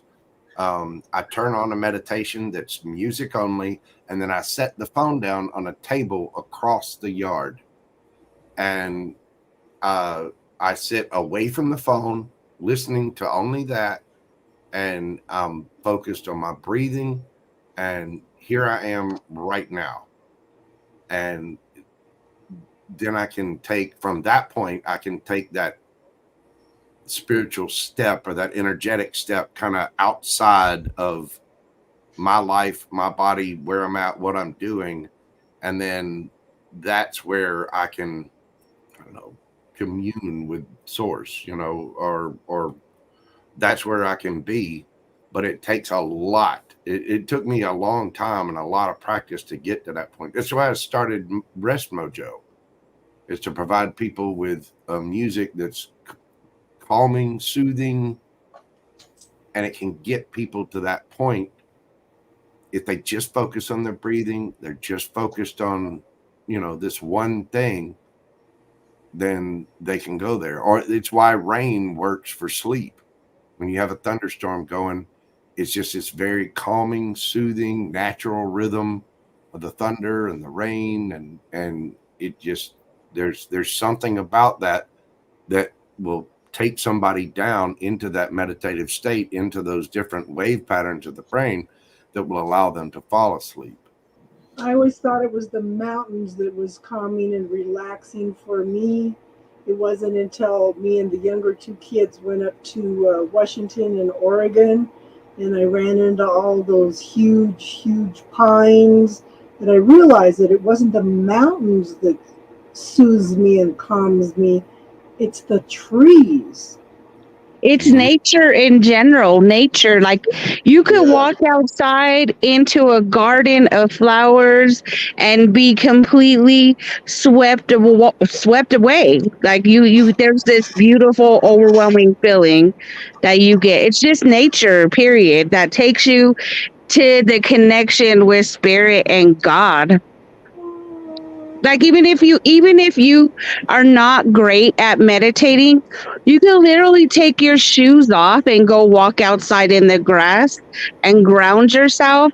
And this is also so very energetically effective to like reset yourself. Like hug a tree. Like I hugged a tree at work one time because I was having a bad day, and my boss was watching me from upstairs, and he goes, did you really just hug a tree? And I was like, absolutely. Like I was trying to ground myself because I was having such a bad day. And it worked. Like it worked. And he just looked at you. Yeah, they thought I was absolutely crazy out of my mind. People, I've mentioned the grounding method of, going outside, doing something and walking around the yard barefoot. And I've had people, kind of ridicule me or give me the business about that. And I'm like, hey, knock it till you tried. You do the exercise, sometimes I'll go out and listen to my meditation thing, and I'll just walk. And if I'm listening to a guided meditation, I'll listen to that, and I just walk in circles around the yard. And I'm just walking and listening and focusing on that. But even Abraham Hicks, Esther Hicks and Abraham Hicks, I don't know if y'all ever heard of her. She's awesome. She the Abraham talks about if you're going to try to meditate, the one thing you should do is try to make sure it's during a calm time of the day. So early in the morning, late in the evening, or at some point in time in the day when you're still and there's not a lot going on and things are a little bit more calm. It's why a lot of different cultures around the world, besides the fact that it's the hottest part of the day, but they'll have like the siesta where you stop in the middle of the day and just be completely still, eat, take a little nap, do whatever. And because that meditative state is really, really close to being in an unconscious state of sleep. And that's where you're wanting to go. I think it was Edgar Case, used to, and several other people employed this method back in the day of holding a metal ball, and they would put a pan on the floor, and they would sit there and lay back and try to get into this meditative state. But to keep from falling all the way to sleep, they would hold a metal ball, and then as they fell asleep and lost that muscle control of focus of holding that, it would drop and hit the metal pan, and it would clang and wake them back up a little bit. Einstein did that. That's how he solved a lot of his inventions. When he'd get puzzled or something, he'd go in and take a nap, and he would do that with a ball, and he would wake up and he would have the answer. Yeah, I mean, but that meditative state is really, really close to sleep, and so It's because you're hitting the gap. You're hitting the gap. You're going into the void where that's a space in place of receiving and creation. So if you can sit there and hit the gap at least once a day, and that wouldn't even matter if it was for 5 minutes or 5 hours, it doesn't matter. As long as you can sit there, be still, and hit the gap, you give yourself the opportunity to listen to the messages that you need to receive, or to get in this great creative mode to make something happen. Well, there's 4 or 5 different levels. Hang on, here we go. You've got gamma wave state, which is your it's where your brain is at while you're in these different wave patterns. Gamma is in your concentration state. Beta is your anxiety dominant, active, external attention, and relaxed. Alpha is very relaxed, passive attention. Theta, deeply relaxed, inward focused, and delta wave is sleep. So right there in that mix of alpha wave and theta wave, your brain works as synaptic response and energies. And when your brain waves reach those levels of anywhere from 8 hertz all the way down to 4 hertz, that's your alpha and theta. That's the sweet spot. That's where you want to be in. That's where Einstein picked up his theories. That's where Edgar Case picked up his stuff, is in that brainwave state. And so I kind of question that, because when I try to fit in where what I felt like when I was in the Akashic Records, none of those levels resonated. Well, but again, it's a matter of concentration. Like Delta. Yeah. Delta is anything below 4 hertz, and that's basically unconsciousness. That's sleep. But if you can achieve Delta state while being conscious, that's considered Zen. That's considered the Om territory.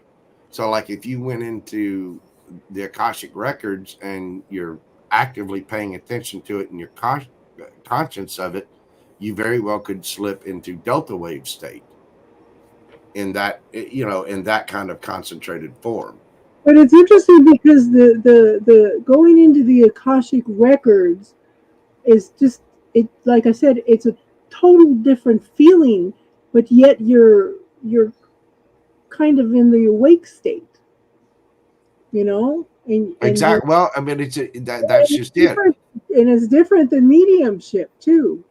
Yeah, it's again, it's a matter of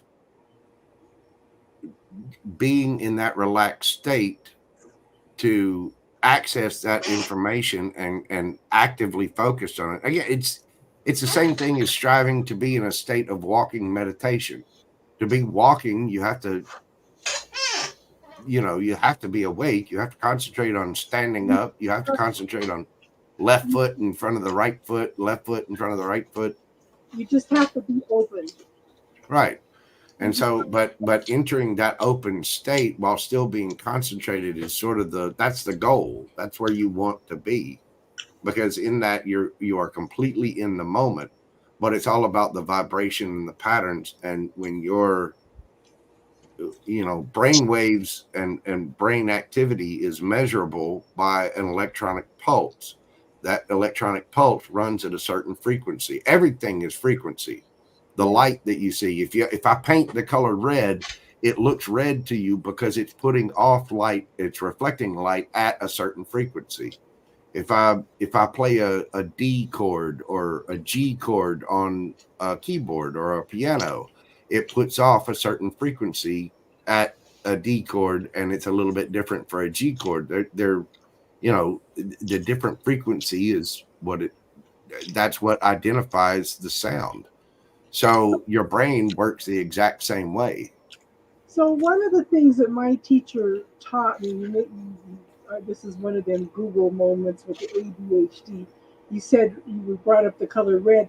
When my teacher Yvonne taught me to meditate, she says, if you were having troubles meditating, you need to learn to focus on the color red. Red is the hardest color to visualize in meditation. It's the hardest energy to hold. It's the densest energy. If you can visualize red, then it will help you get into meditation so much easier. And she was right. Yeah, I don't know. It's a little different for me personally, just because I know, I've dealt with ADHD my entire life. And when I was younger, ADHD wasn't a thing. That I was just a spastic hyperactive child. But the thing is, how much of that is hyperactivity, ADHD, and how much of that is being an indigo child? Indigo children came in to be different, to change the world. Right. And, it's one of those things where you develop this practice and you look at it and you say, okay, I've got to find things to calm my mind. I've got to find things to focus on. And for me, it's been challenging to find that. And I think as I find things that work for me, then I've kind of been tapped to pass those bits of information along to help others. Yes. That's why I relate it to ADHD so much because A, because I have it, but B, because if you can solve this problem for people with ADHD, if you can teach somebody with ADHD how to meditate, then and teach those same techniques to people that don't normally meditate, it's the easiest way to get them there. If you can get, if somebody with ADHD can do it, anybody can do it. Because calming the mind and focusing is the central problem of ADHD. I have a great grandson that from the time he was a year old, he would sit in lotus position and try to meditate. Oh, I don't know if he still does, but it's interesting because he's so open. I told my granddaughter to ask her angels what her totem was, and of course he's listening in the background. He told her a few days later, "Mom, I did what Grandma said." He goes, "I went in and asked my angels what my totem was," and he goes, "They told me I'm a deer." And I said, "Oh my God, that makes so much sense because that's exactly his personality, Mm-hmm. But just interesting that he was this calm, meditative type child with this deer energy, that faith and trust in the universe and following the pathways and opening ways for other people, it's just like, wow, just wow. I'm going to say this again. So, gratitude is so powerful. It is such a powerful, unique tool to keep you in the present moment. If you sit there and practice gratitude for 15 minutes a day, this will literally shift your energy and everything that you're creating because you're thankful for what you already have. And it's just, to me, I think this has been one of the best useful tools that I've been utilizing is definitely gratitude because I can sit there and my heart will be full with love and gratitude and thanks and acceptance and everything just because it's just so overwhelmingly powerful. Well, it And I is, and feel it's like a feeling that the feelings only last for, on average, about 9 seconds. The goal is to try to focus on something and have a feeling and remain in it. Like you said, gratitude is a perfect one. If you try to remain in the feeling of gratitude for up to 90 seconds, that is a major, major achievement. To sit there in gratitude and have that feeling uninterrupted for a minute and a half. There are. So this is where you start running into the challenges, okay? When The Secret came out, it was telling you to focus on the gratitude, to do the affirmations, visualize what you want. There's this little catch 22 in there. What is your self-talk? What is your wish card? What are you focusing on? If you are putting out to the universe that I want this, but your self-talk and your worry is this, then you're just confusing the universe.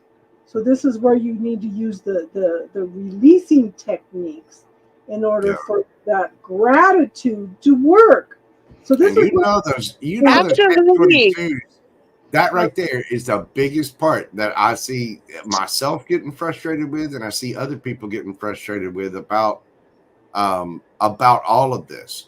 How to manifest the laws of the universe. There's this constant edge of the catch-22. Well, you've got to feel it to have it. Okay, well, if you have never had that feeling, if you don't have it, how can you know what to feel? And it really frustrates people, because I know it does, because it frustrates me.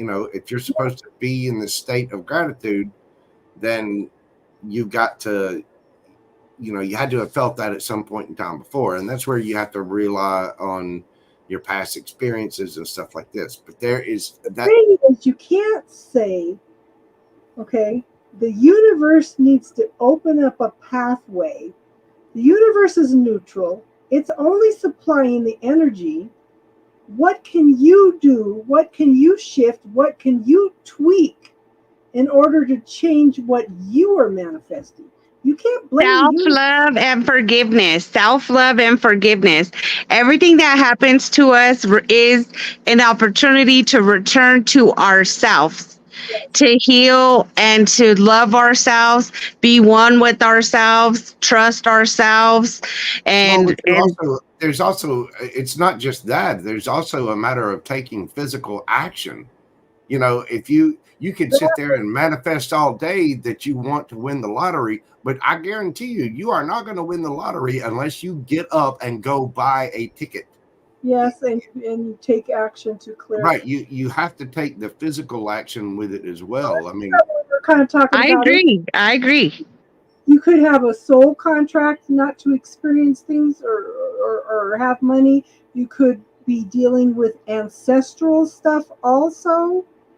And this is one of the reasons I teach you guys all these different little healing techniques and stuff to clear ancestral stuff, to clear your kind of blockages on different modalities and stuff on how to clear things, because you're not only working with your stuff, you're working with ancestral, cultural, the land that you live on, the area that you live on also has its own contracts and lessons and everything also. This is why in astrology they do also charts and stuff. The where's a good area for you to live, what's the best energy for you. It's more of a science than it is just something. But this is why you ask the universe questions, you learn the different modalities, you try the different ways of healing, and then, like I said, make sure you fill it in, because the universe doesn't like a void.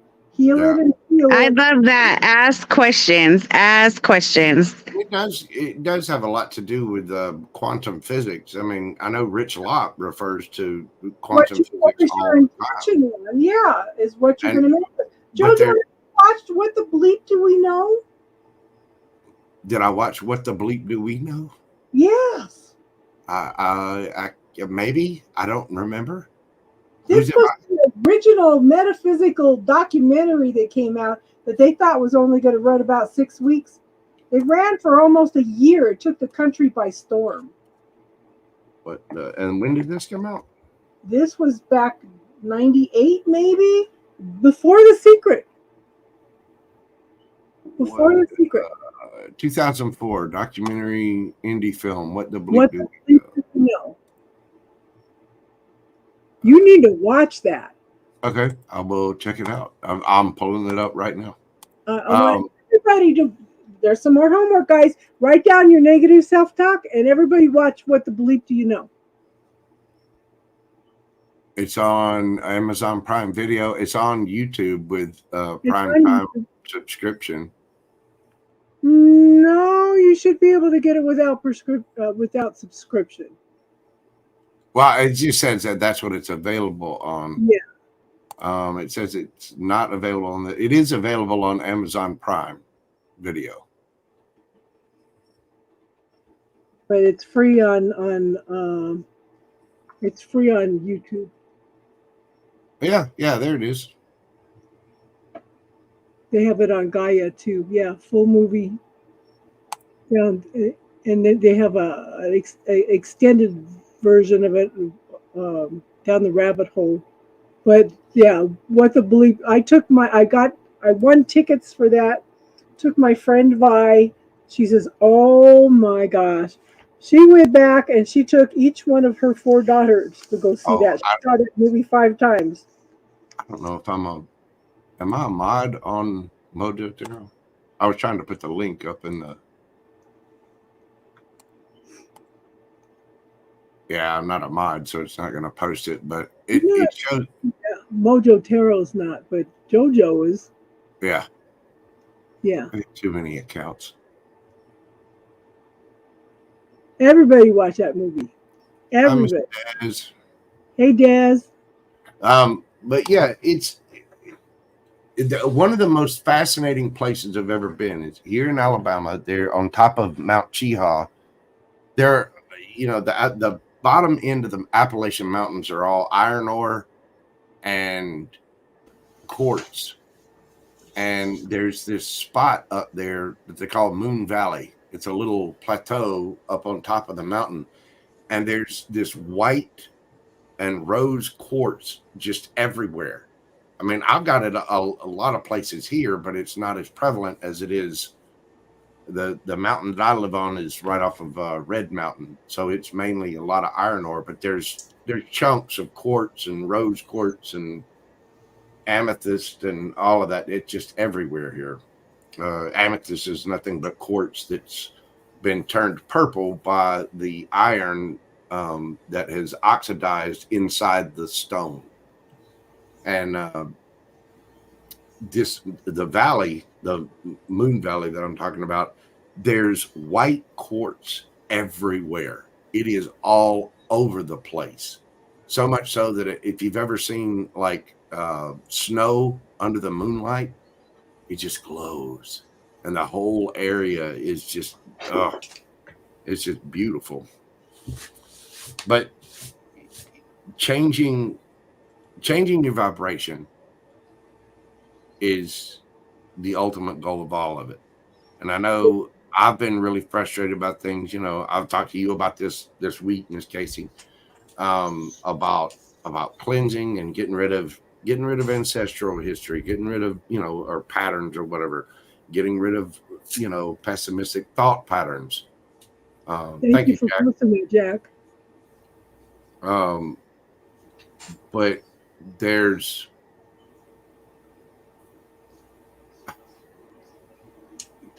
there is an art to it, and to get into those feelings and really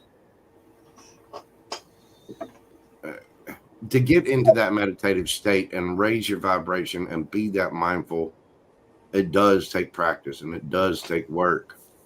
It was And not meant to be easy, otherwise we don't learn, And I like somebody's analogy. They said, okay, we're all sitting at the train station, right? We're all watching all these different lessons that we could come in and learn and experience. And you say, oh, I want to learn that one.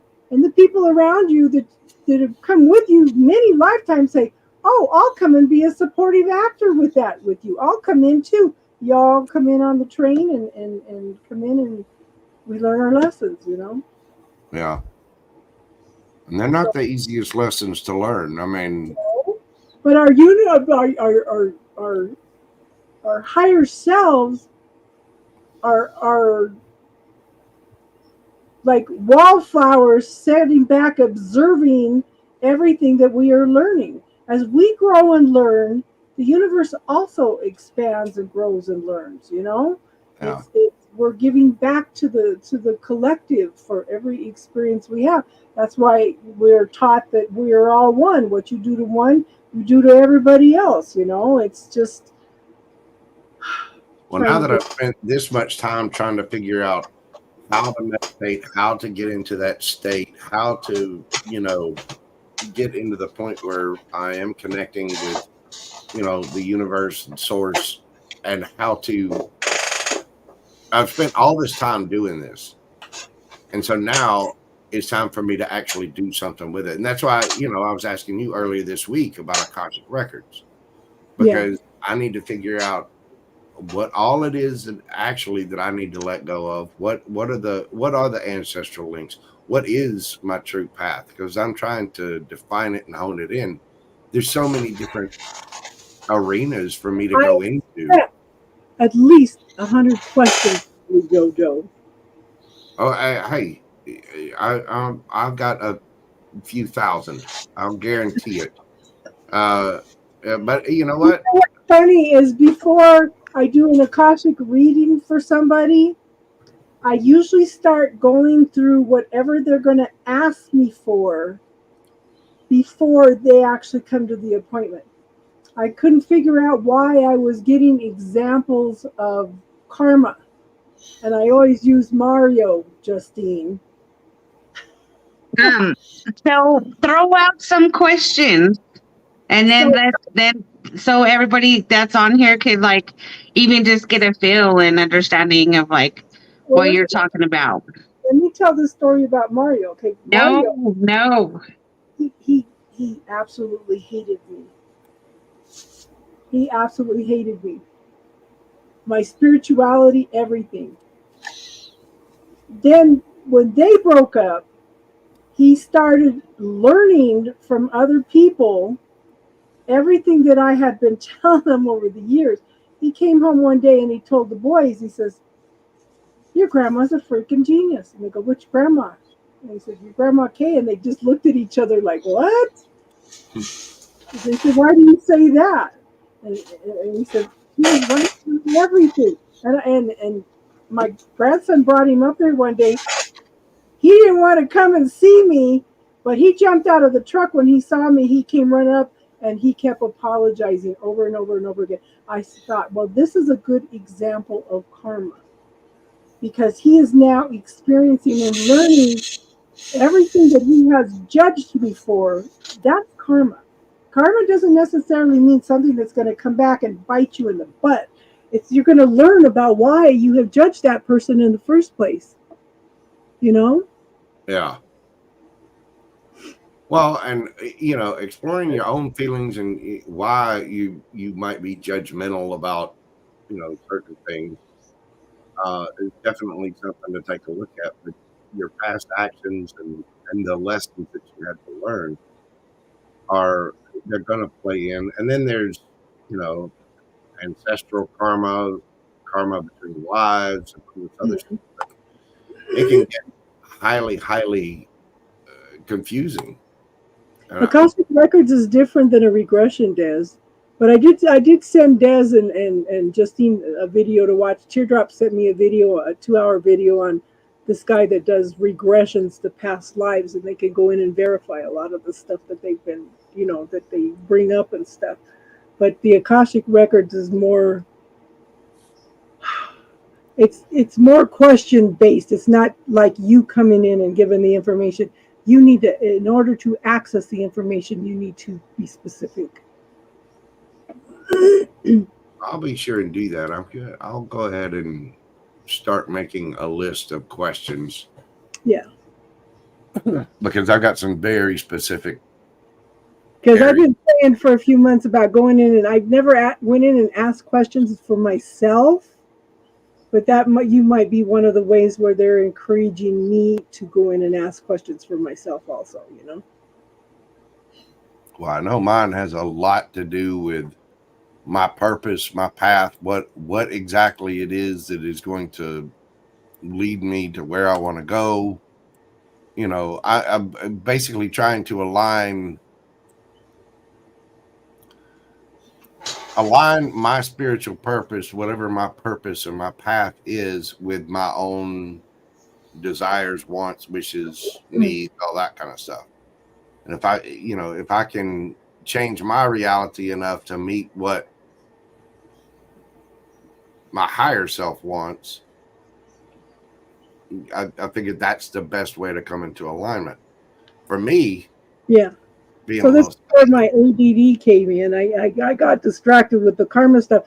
The gal that came in for the reading that week that I was getting all the stuff on karma, her only question, she only came with one question.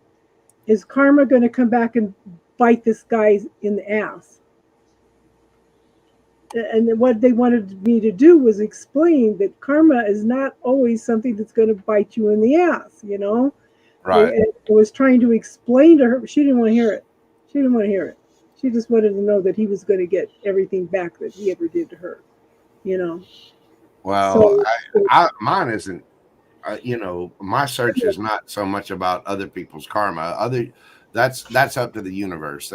It's not my job to serve karma, and it's not my job to watch out for karma. Well, the reason I brought it up is because I go, okay, have you ever gone to take a class and you started to experience what the class is about before you even take the class? That's happened to me too. Okay, I got a class next Saturday. All that week, I'm going to start going through everything that class is about first. So that's what happened that week. She wanted to know about karma, and that's everything that she wanted to ask about. And I went through all that all week just to explain that little bit to her, you know? Well, it's what is going on? I got so that's why I ask questions. And even when you're in the waking consciousness, that I encourage you guys to ask questions all the time, you know? Yeah. The universe listens all the time. Sometimes it's hard to know what questions to ask when you're starting out. I know now I'm a little bit more concentrated on it because I am on a path, because I am, you know, I'm just trying to figure out what the proper direction is, simply because there's so many things that I could do. There's so many areas that I could go into, and I have to be mindful of it, because it has to be something that I can focus on, or even hyper focus on.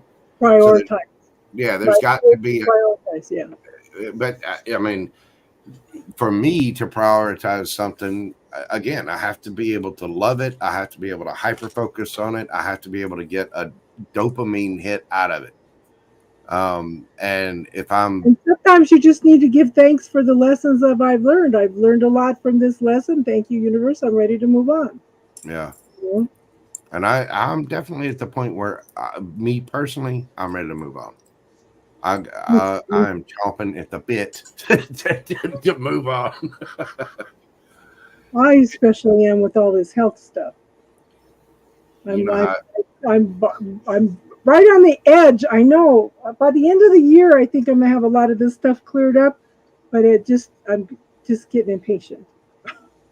well, you know how Geminis are with patience. I mean, I just love patience. It's my best friend. Yeah, well, yeah. My first husband and my dad were both Geminis. Yeah, so you know exactly how patient Geminis are. I also know they have multiple personalities. Yeah, yeah, I do too. I mean, Yep. it's just it's I don't know, it comes to the territory. That's why I always think that Geminis are the thinkers. You know, everybody talks about how Geminis are, oh, they're two faced or they're this or blah blah blah or the backstabbing, and they've got the negative reputations of Geminis. I think it's like I think that being a Gemini is probably worse than being a Libra because I am arguing with myself. I think that a Gemini probably argues with many aspects of themselves. Yeah, and the twins argue all the time, and Yeah. so that's why Geminis do communicate so much. And you know, they're known as one of the smartest signs in the zodiac because you're always everything that you can experience, you're experiencing it in four different ways. Every one of those personalities that the Gemini has is going through the same experience and having a different reaction to that experience. So you get this, it's hard to explain. It's like you get a double, if you went to a restaurant and ordered a steak and you sat down and you ate that steak and you had your experience, and oh, there's the peppercorn sauce, and oh, there's, you know, the side of asparagus, and those mashed potatoes, oh so tasty. So Jack, are you being affected by this moon today? it's one thing to have that experience as a Gemini. You Yeah. get to have that experience in four different, or you know, at least two different ways at the same time. And so it's pulling on all that experience. It's like it's just wealth of stuff. You two could come in and talk too. Des, you should come in and talk. Des, instead of asking, okay, the way you worded it, of course, I don't know what my karma I did in the past to lead me where I am today. What you want to do is ask questions around the energy that you have in this lifetime. Okay, any questions about people or lessons or experiences that you're having in this lifetime? You don't have to know specifically, ask about a specific lifetime. It can tell you what may have happened in another lifetime. Okay, so you do not have to know what happened that transpired in the past. You just need to ask about what's going on in the now, so they can give you some insight. Does that make sense?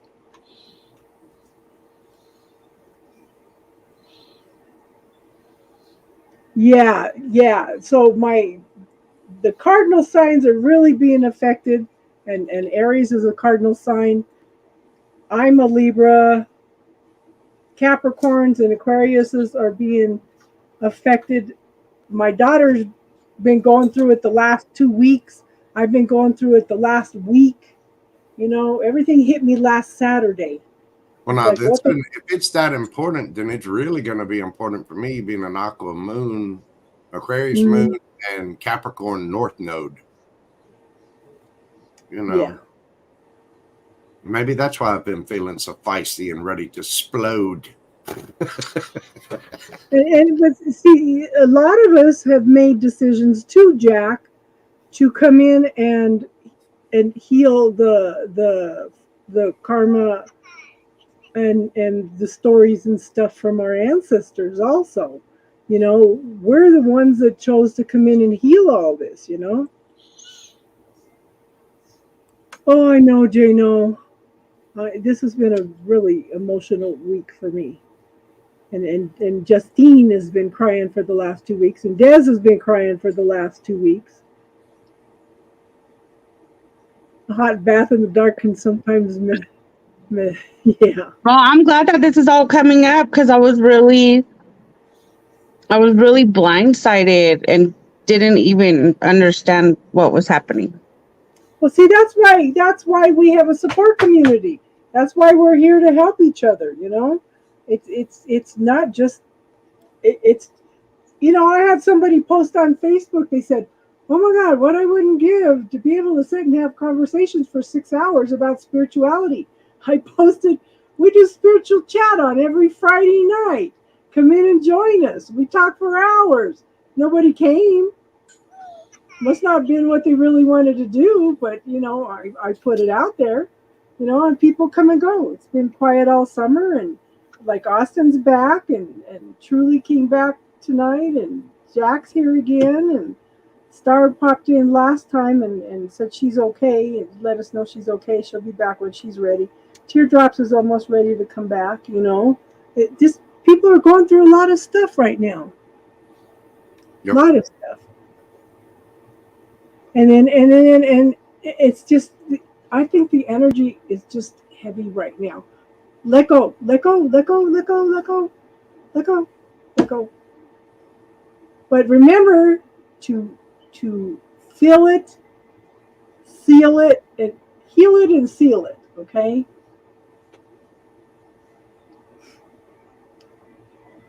Thanks, Jack. I hope I'm putting a dent in this lifetime to make a difference, so it's better for the next generation. Yes, but sometimes, and I posted this on Facebook. Sometimes we are bringing up stuff from the past that makes us very unpopular with everybody in the family, and we could become the black sheep of the family because they do not want to deal with it. And one of those is abuse from both sides of the family. Ugh. Man, this is killing me. Yeah. What's killing you? Passwords. Oh, I'm going to start narrowing banking down to one password. Yeah, I've got so many accounts on so Email another password. Yeah. everybody wants you to have a password, and everybody just good God. I know. I'm trying to sign in through different accounts and get things done, and then you just oh my God, just want to. And Des, I told you need to start looking for those birth certificates, hon. Get the birth certificates back as far as we can, and then we can get a genealogist involved, or we can go down to the LDS church and do some genealogy records because they have DVDs of information and computer stuff. They have the largest genealogy records in the world now. We could probably find out where your grandma was from, what tribe she was from. Does that black sheep hit you hard, has this? Yeah. You know not how true that is. When you awaken those, you should be supporting become your greater. Can you reword that a little bit, Jack? Casey, you know not how true that is. Oh, okay. When you awaken those who should be supporting become your greatest obstacles. Oh, yeah. Oh, yeah. But we have to have the courage in order to step into it, And I came in with spirituality has been my focus all my life. Ask Justine. And I took them to see everything. Everything. Justine was traumatized by the Sundance, but you know, so I try to expose them to different things, different realities, different modalities. There's more out there. The universe is more than just, it's everything. It's everything. And I remember she was so resistant to all this when she was little. but I remember she fell and hit her eye on the fence and had to have stitches in her eyebrow. And I was at a psychic fair, and one of the gals, Sandy Sabo, pulled her over on her lap and was doing some healing work on her. And she goes, "Oh, you've been a healer in several lifetimes. I don't know why you're resisting all this stuff, you know." Okay.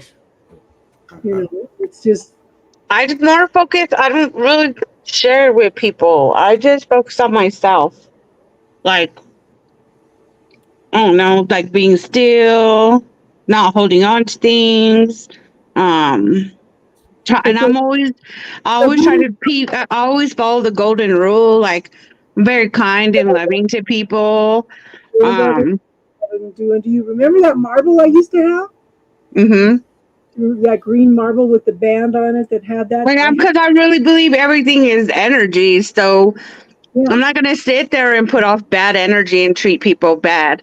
And so I guess that's my problem right now, is that I don't like to be around people who display this energy.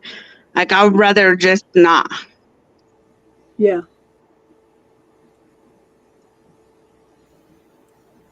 Oh, Yeah. But see, that's the problem, is everything is so closed in because, again, it's been caused by judgment and people making you wrong for your beliefs and everything. And it's like everybody closes off. You know, religion is other people's points of view, but spirituality is finding your own truth. How many people in each religion have their own experiences but still tap into the same energy, you know? And that's why you're supposed to ground and protect, Des. Okay? And it's like there's so much more to what the universe is. You know, everybody just picks and picks through the rubble, you know, of everything that's out there, and it's sad. The universe is so much more than we can even imagine. You Oh, know, with all these crazy barriers that have been put up. Like, exactly. like, we're so at a loss because we could be so much greater and more powerful than That's what, than any of us could ever imagine. But since culture and society and religion have all put up these barriers, like, this is like the greatest tragedy ever. Jack just went to feed the cats, but Jack is a perfect example. Jack was raised in Native American teachings, and Jack has studied many religions, many modalities from around the world, you know, a lot, a lot. And he's definitely, you know, one of the curious ones. You want to be curious, you want to learn, you want to find your own truth, you know. The universe is not limited. Why are we live? And that's why I tell people sometimes when they don't. Daisy has a friend that believes that you can only be healed with Reiki energy. That's her belief system. Okay, she is limiting what can happen in her life by that being her belief. How much do we limit ourselves by believing only this is the truth? This is why I encourage you guys to question everything, even what I tell you. yeah, but I mean, it's the same thing. You know, somebody in a religion, Christians or Muslims or Hindus or whatever, they call it a prayer. Somebody that's spiritual calls it manifestation. Somebody that's an atheist, I guess, would call it making a wish. You Yeah, know, it's no all matter what you call it, it's still the same thing. I mean, it's that's why I don't really think it matters. You know, I mean, I believe in basic I had basic Judeo-Christian beliefs, but I also believe all these Christians are so mad at everybody else. They're so quick to reject everybody else. But I honestly believe that Jesus and Jesus, Allah, Muhammad, and Buddha would all sit down and have a beer together. Well, Yeah. maybe not beer, but at the same time, they would at least sit and listen and have a discussion and talk, learn from each other, because Yeah. there seems to be a big difference between Christianity and true Christianity. True Christianity is being accepting of everyone, and no matter what they believe or what they do, and understanding that no matter who they are, you have some piece of knowledge to gain from them. And I can't see that some of the modern Christians, the churches and stuff like that, um, those people would Hi, say, Susie. oh, that you're going to hell if you don't believe this, or certain Muslims would believe that if you don't convert to Islam, then you're Yeah. They all say that this is the one true religion. If you went down to the middle of the Amazon forest and you found a tribe there that had never been touched by modern society ever, so they'd never been taught them, about Islam. They'd never been taught Christianity. They'd never been exposed to any of that. Yet, by the same token, go to hell. Yeah. By the same token, would one of those people have any chance of passing a modern IQ test? Yet, sitting in those tribes that are untouched are probably some of the smartest people on the planet. They're just smart in different ways that are immeasurable by a modern standard or a modern test. That doesn't mean they're not intelligent. A good example is when the Virgin Mary was here in Yugoslavia, in Croatia. She would meet with the children, and she was telling the children one night that there are several people in the villages that are almost saints, and they begged her to tell them who they were. So she named some names, and when she named one of the people, and she says, but Mother Mary, she's a Muslim. And Mary told them it doesn't matter what religion you are. It matters what's in your heart. Mm-hmm. Amen to that. Yes, exactly. And I said, now that I can believe was a true teaching, So, and that's one of the things we learned. Remember when we used to go to the prayer groups on Tuesday night with Yvonne, the rosaries? Yeah, didn't all of them go to Medjugorje? A lot of them did, yeah. Yeah. Their rosaries came back gold. Yeah. And it was funny because she was doing a channeling one night. She was channeling Mary, and I actually saw a woman in a blue dress with a white veil on her head and long dark hair. Yeah, that was a trip. And it's funny, it came up this week because we were talking about instant manifestation. We would go to these prayer groups on Tuesday nights. Okay, and I think this is what I brought up with you, Jojo. I needed to tell Jojo. We would go to prayer group every Tuesday night. I went and filed bankruptcy that morning. That Tuesday morning, went home, got the kids. We went to prayer group, came home, every light in the house was on. Every light in the house.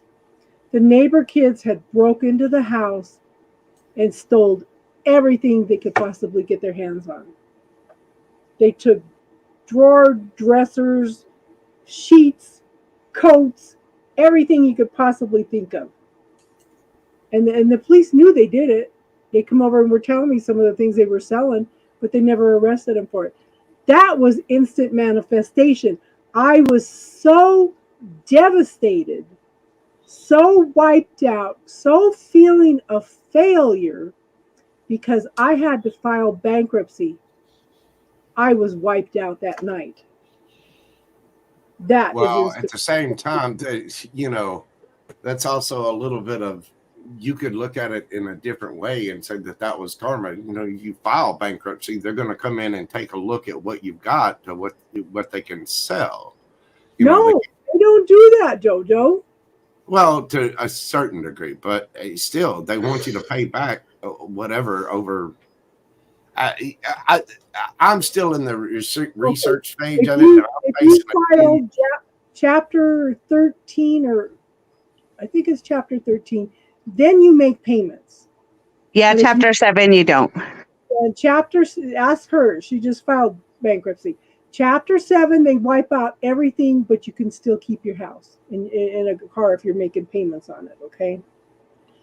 Or they'll let you keep one car. But with the chapter 7, you only need to make one down payment.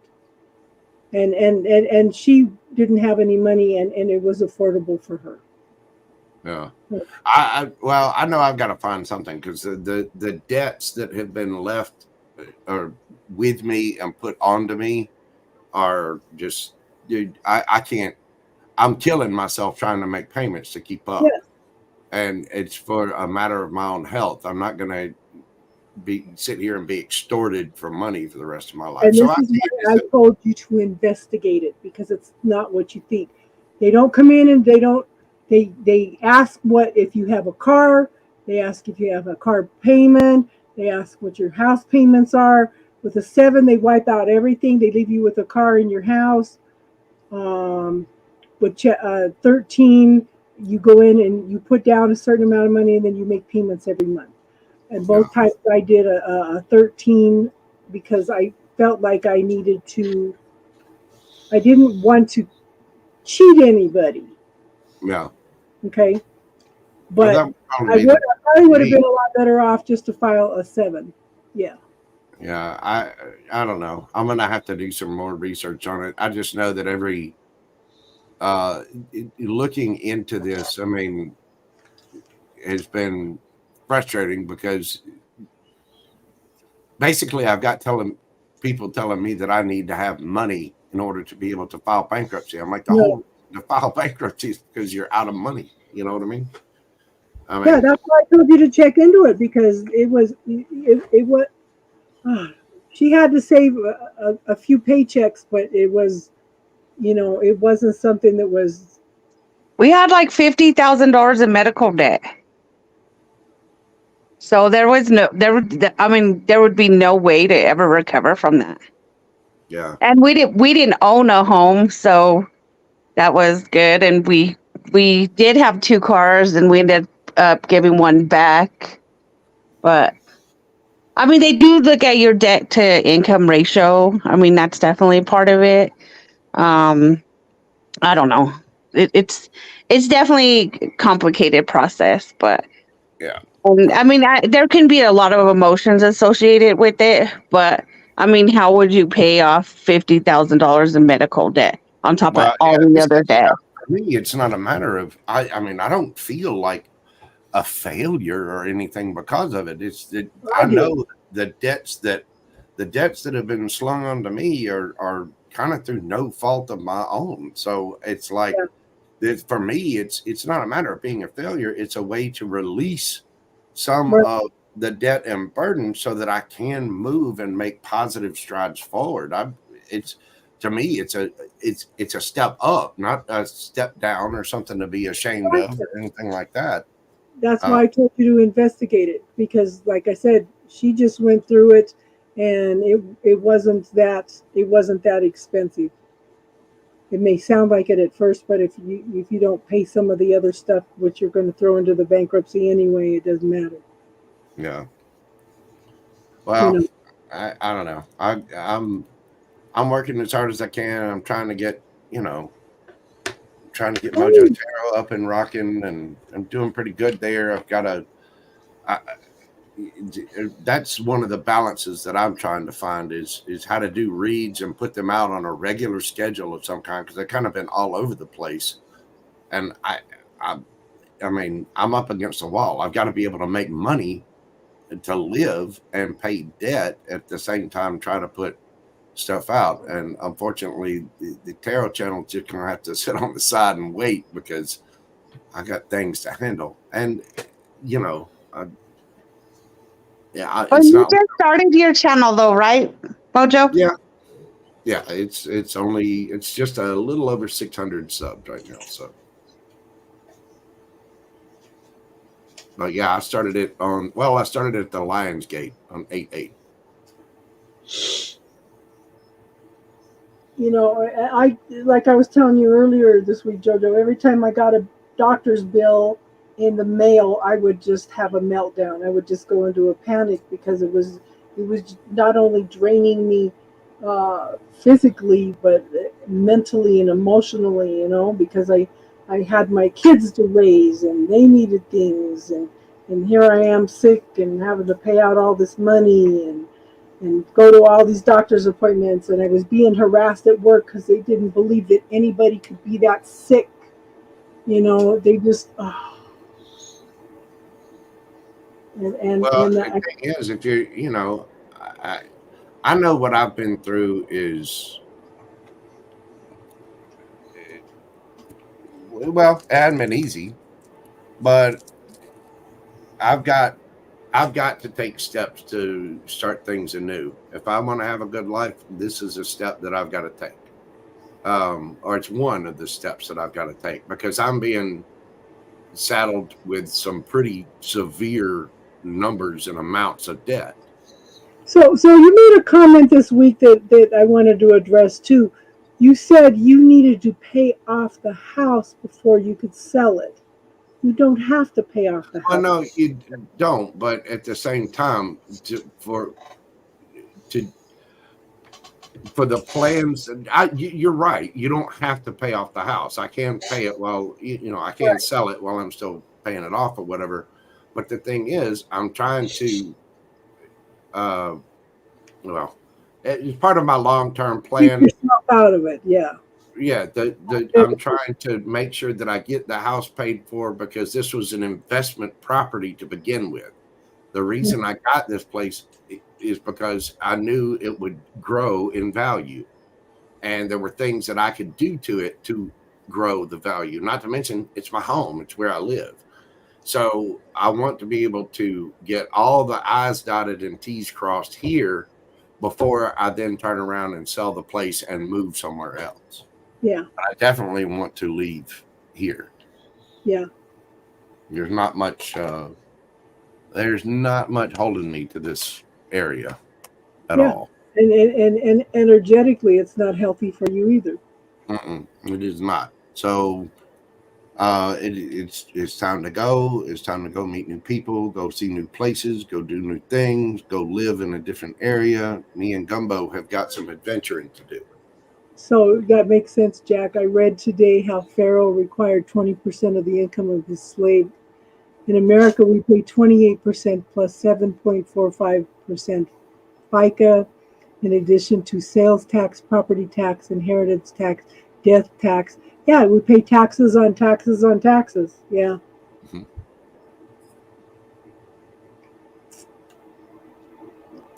You know, Jack is highly educated, and he's done a lot of research on different religions and stuff. He would be a perfect one to come in here and talk about the different religions if we decide to, if we can get some people together to come in and do that on a Friday night, tell us about their religion, about their teachings, their beliefs,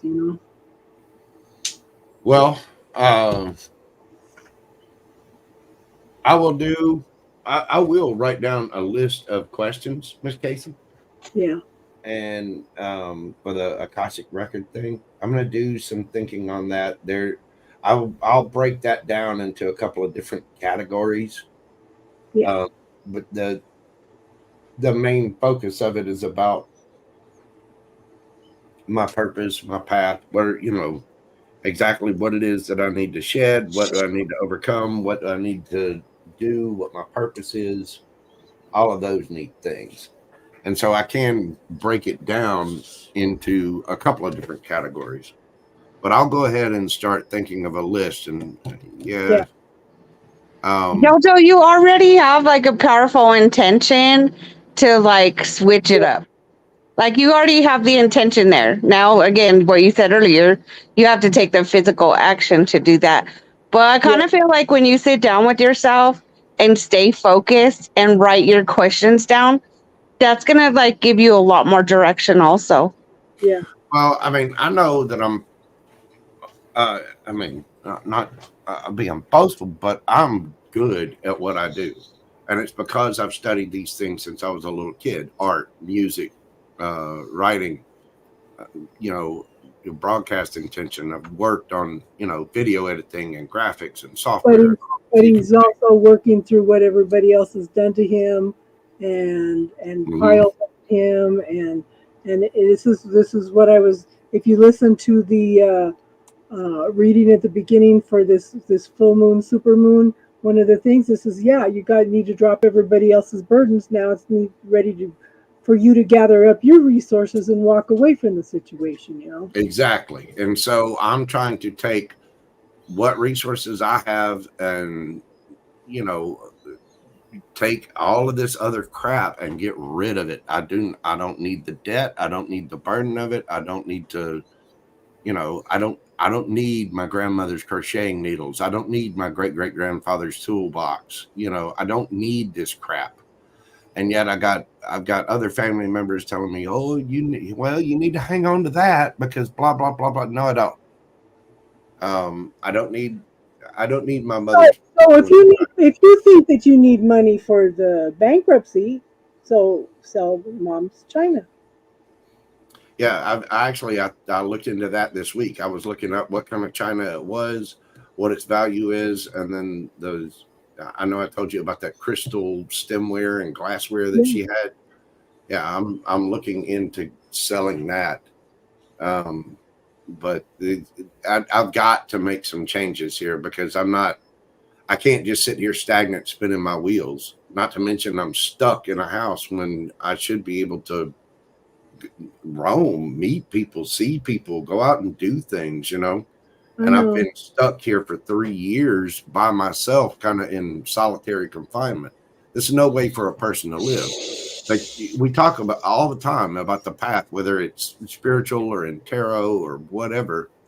The whole goal is for you to be okay on your own. They said, well, you've got to pour into your own cup and fill your own cup first. So you have to be okay on your own. Yep. And that's fine. I can understand that. Not being codependent on anybody financially or emotionally or anything like that. But no one is supposed to be this alone. No one is supposed to be trapped and kept away from society this way. I mean, I know. So it's we weren't created to be alone. So yeah, that's definitely like a huge challenge for you.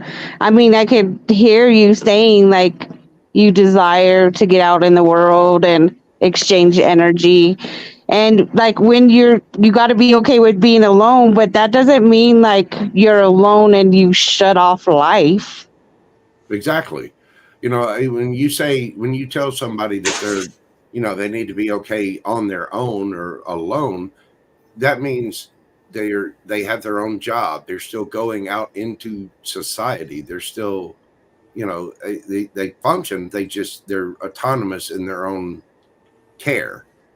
But that does not mean that they're completely alone on a societal level. And the way that things have ended up here, to sit alone in a house with no human interaction whatsoever for 9 weeks is a tough thing. Yeah. So that's I'm too good. I'm too cute to tolerate that. I'm adorable. So I've got to go out into public and let my adoring fans see me. I had posted something. I warned Justine because she gets all up in arms about when I post stuff. It's something about it's one thing to be alone, but it's another thing to be forgotten. You know, and it's like, huh, my family has forgotten me. And I always have to warn her because then she overreacts and she gets all hysterical. I don't do that to you. And I said, I know that doesn't mean I'm posting it about you. You know, it's I'm just warning you so you don't overreact. Yeah. Okay, you're too valuable to be forgotten. Even if these kids and grandkids and they don't acknowledge you, like you're such a significant impact on everybody's life. Like whether you get the acknowledgement or not, those are like the facts. Yeah. Yeah. Well, I know I've got big things to do. I know I've got the skills to do some amazing work. I know the people are really going to like these decks when they come out. Um, so this is not just a matter of what I can do, but it's also a matter of lining my pockets. I mean, this is this will be, you know, this will be my bread and butter. This will be what pays my bills and keeps me sustained in the world as well. So So I'm what gonna do you need to do to stay focused and on task to complete it?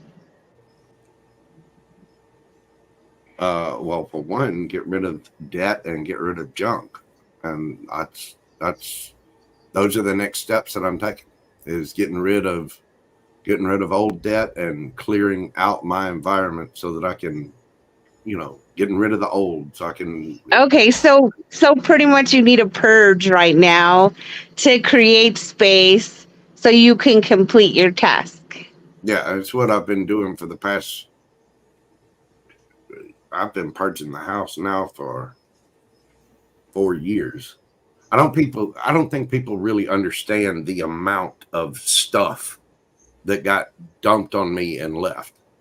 I mean, it was a whole house load of furniture. I've donated a bunch to charities. I've tried to sift through it, and it's just been a mind-numbing task. Um, and it's a task that has to be divvied up because I still have to live and I still have to pay bills. And there were like 5 different things that happened all at the same time where everybody else's ish kind of got dropped onto me, whether it's physical stuff or debt or the circumstances that the universe definitely sought to break me open by breaking me. And it's taken me 3 years to get back to physical health, to get back to a mental standpoint where I could actually do something about this. And, I don't get me wrong, I'm grateful for the lessons. I am. But now there are circumstances that have to change. And so that's what I'm focused on is my path and changing those circumstances.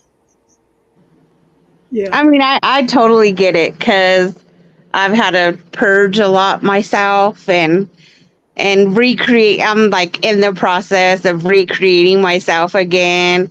So it takes time and patience. And it seems like everybody today is feeling that impatient energy.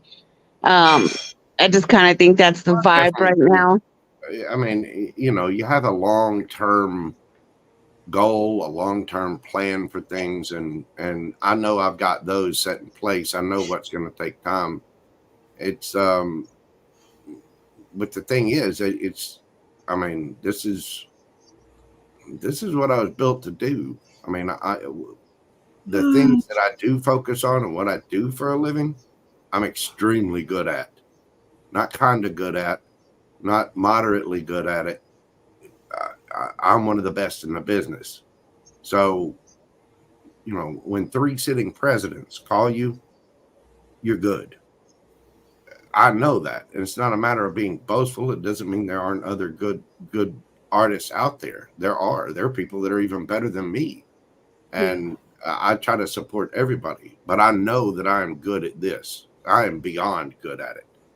And it's because I pushed those boundaries. And when something goes out with my name on it, it's going to be perfect. It is going to be absolutely exquisite. And it's kind of because I demand that of myself. I learned how to do these things because I spent so many years feeling abandonment and people pleasing and trying to stand out to get the approval or appraisal of others. And it, weird way, that was really good for me because it pushed me to be absolutely excellent at what I do. You don't develop skills without practicing. Exactly. And practicing a lot. And to be able to, they say people have God-given talents, like if it comes to art. Okay, God didn't give you that talent. You earned that talent. What God gave you was the ability to love it. Because if you're going to be really, really, really good at something, you have to love doing it. Yep. And So okay, just because I've been listening to you, so you already kind of know what path that you're on with your talent. right. So, I mean, that's not really a question that should be outstanding because you literally stand in your power and you acknowledge it. And so, like, at what point do you feel held back that you would even want to ask that question? Well, because there's different avenues and different courses that you can take with this. They're like, it's not just a matter of producing a tarot deck. There are other avenues that you can go with this. And so to clarify that and come, because there are 20 different things. I mean, it's not just painting, it's computer work, it's animation, it's voiceover work, it's sound production. There's animation, the writing that goes behind it. There are 1,000 different things that go into this. And so with this area, because there are so many different things that you can do that can lead you into different directions. Okay, so there's so many pieces to that area, but what is like your favorite piece? I mean, you can't say like all 100 pieces are your favorite. I mean, there has to be one particular area that you favor. You remember, you're talking to a Gemini. Okay, so you could have two. Yeah. There are favorite pieces to it, but at the same time, I have to enjoy my life as well. I can't just be a slave to things. So there are favorite pieces to it, but there's such a wide arena of things to go into with this that's kind of where I'm seeking clarification on it. So Okay, that makes sense then. I was just curious because I mean, it's like taking the skills that I have. It's sort of like think of it, if you got a Swiss Army knife, what would you do with that Swiss Army knife? There are so many tools on it that you could go carve something, you could go fix a car, you could go do this, you could go do that. And so that's kind of where the questions are. It's like, if you have this skill set of all of these different things, then which direction do you go with that? Yeah. It's not a matter of what I love. I know what I love to do, and I've got that part down. It's what do I do with that? What do I produce with this? And so it gets stuff in the last 23 years. It's crazy. Yeah. People and stuff and stuff and stuff and ugh.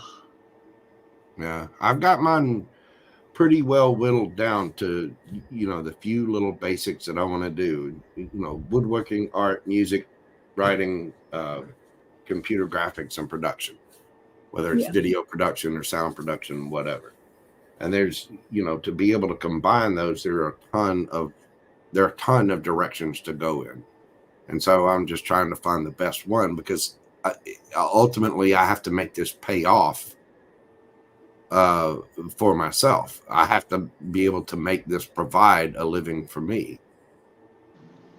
So not only I have a question for Austin.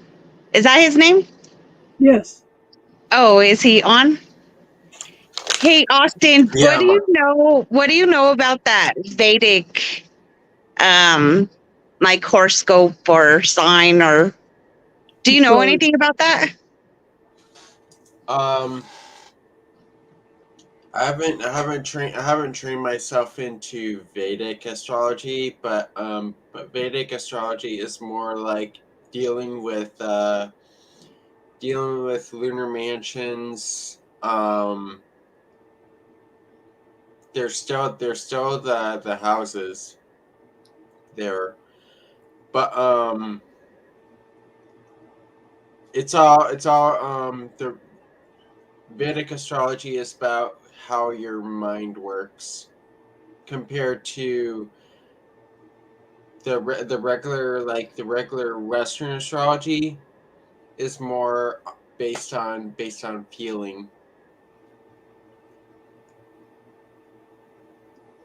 So Yeah, I think one is okay. So you said one is a feeling, and the other one is what? Related to the mind. Oh, geez, that's crazy. Because in like the Western astrology, like all my sun, moon, and rising, like all Earth signs. And then when me and Des were doing our Vedic, it was the creepiest thing because I was all fire. Yeah. So Vedic does show like how your mind works, and tropical is all about like tropical Western astrology is based on personality. Your Wow, personality. that's interesting. Mom, what did you find out more about that? I think I don't know. I just prefer the Western. Well, because Vedic, I Vedic is thought like the usually a Vedic lot behind. was your moon, and then the Western was your sun. No. So Vedic is based on it's you can put in your standard birth date, and Vedic is based a little bit behind your standard birth date, that's the Western astrology. So like I'm a Gemini sun in Western, but in Vedic I'm a Taurus sun. And then it's always usually a sign right behind. You can take every one of your signs and scoot it back. That's not always the case, because like in Vedic, my moon sign is the same. It stays Aquarius. But Yeah, but Vedic is based on the actual position of the stars too. Right. Of the And so like I'm Gemini sun in Western, but I'm Taurus sun in Vedic. Aquarius moon, that stays the same. And then for the rising sign, I go from Virgo to Leo. And then for my Venus sign, I go from Cancer to Gemini.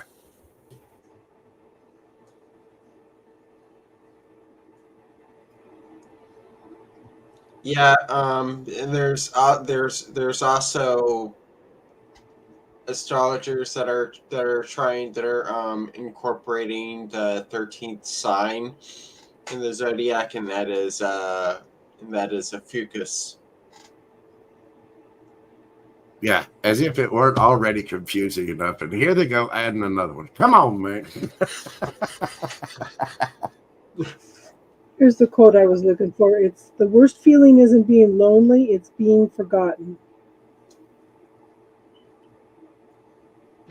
I guess I was just curious about that because like the difference was just insane in like the energy.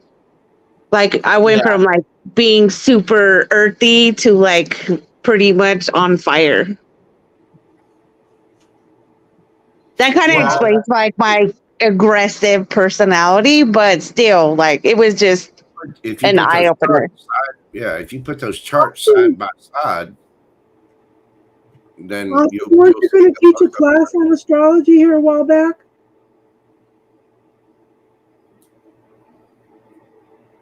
You asking me? Yes. Yes, yeah. I want to Yeah. know if you do astrology. This is the most fascinating thing. She Yeah. wants to So is that what you study, Austin? Yeah, I study astrology. got your student. Yeah, for real. Because I've been wanting to study it. I'm so good at configurations. Like, I mean, when me and Des sat here for a couple hours, like mapping everything out, it's pretty amusing for sure. Yeah, I'm gonna I'll get to that once everything is restarted in my channel and once my website is updated. I haven't been around much with that, so so I'm gonna be restarting that plus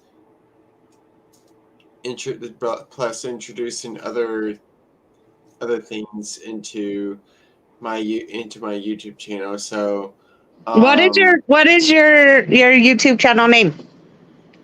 Astro Ascension Tarot. Do you do tarot cards too? Yes. Nice. Speaking You're of tarot, I got to go get to editing. Miss Casey, thank you very much. Thank you, Okay. guys. Thank I you for enjoyed the being here. chat. Good Miss luck, Des, Mojo. you take care of yourself out there. You're not a mess. You're a beautiful, beautiful person that is just as perfectly imperfect, like all of us. We're all flawed. Yeah. You're so Trust me. sweet. I'm too cute for my own good. Modest too. Anyway, y'all have a fantastic evening, and I will probably talk to you next week. Have a good Okay. night. All Love, right, have love, a good love. night. Can we take Tinky Sunday? What? Can we take Tink Sunday? In my new car? Yeah. Oh my God. Are you serious? Yeah, I'll put her bed in there. Okay, if you bring a blanket, I'm okay with that. She hasn't been anywhere all summer. All right. So, Austin, tell me, how long have you been doing tarot, and when are you going to make the updates to your channel? I've been doing tarot since late 2019, 2020. Just before the pandemic started, and I started my channel right when the pandemic started.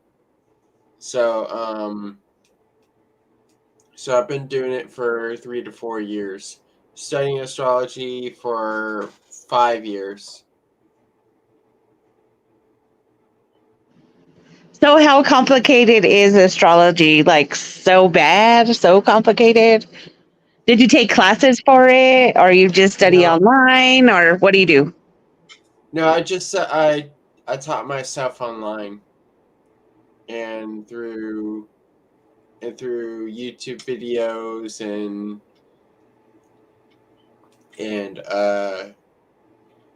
Reddit pages, books like that. So, what's the meaning behind these two eclipses coming up then? Basically all about like renewal and change. Long term. Yes.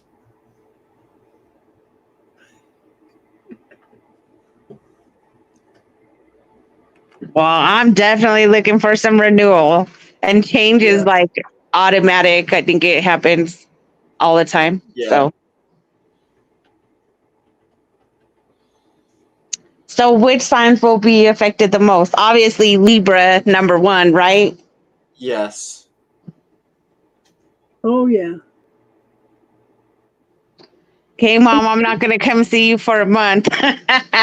You're not gonna come and see me for a month? Yeah, because you're going to be going through it. For the whole rest of the year. Oh, geez. Yeah. So, Austin, do you sell your reports? I do. I do live readings through Zoom calls.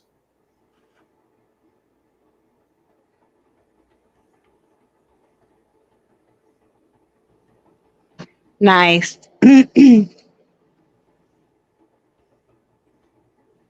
So, if you were going to ask a question here today, what question would you ask, Austin?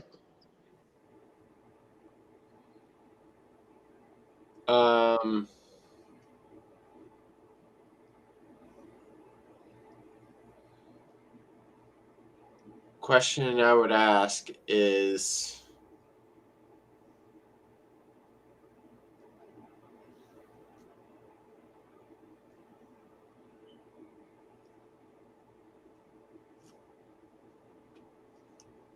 have more towards like where am I going to move to? 'Cause I feel like I'm not going to stay in Florida for very long. Okay, so somewhere Oh, along so you're okay. Oh, wait. So you literally like that's huge. Like you would want to leave the state that you're in? Yes, Have you been affected by the hurricanes? I have. Oh my goodness. Oh my God. I'm sending you love and light because, yeah, that is definitely devastating for sure. I think Would that be like the reason why you'd want to get out of Florida?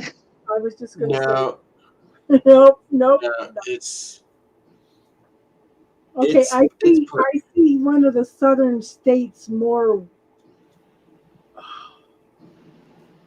maybe 4 states over, but not all the way to the coast, but maybe 3, 4 states over. What area are you even interested in? South Carolina. Oh, there you go, Mom. You ain't far off. Is that 3, 4 states over? It's like maybe 2 states over from Georgia.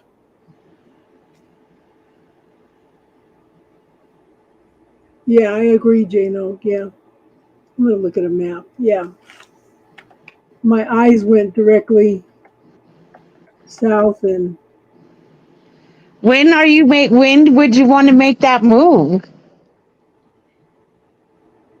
2024, 2025.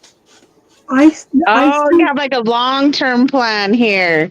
Okay, I see you moving more west than South Carolina.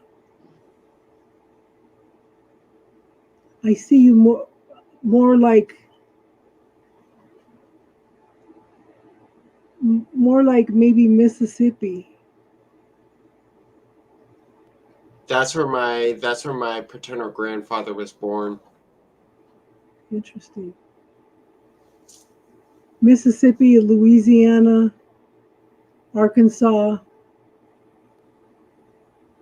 I don't see you as far as Texas.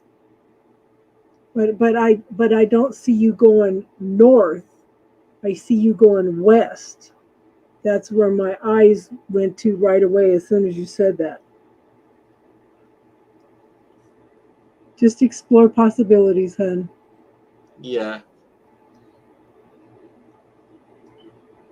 But what's light, what's heavy? Well, do you do your own chart?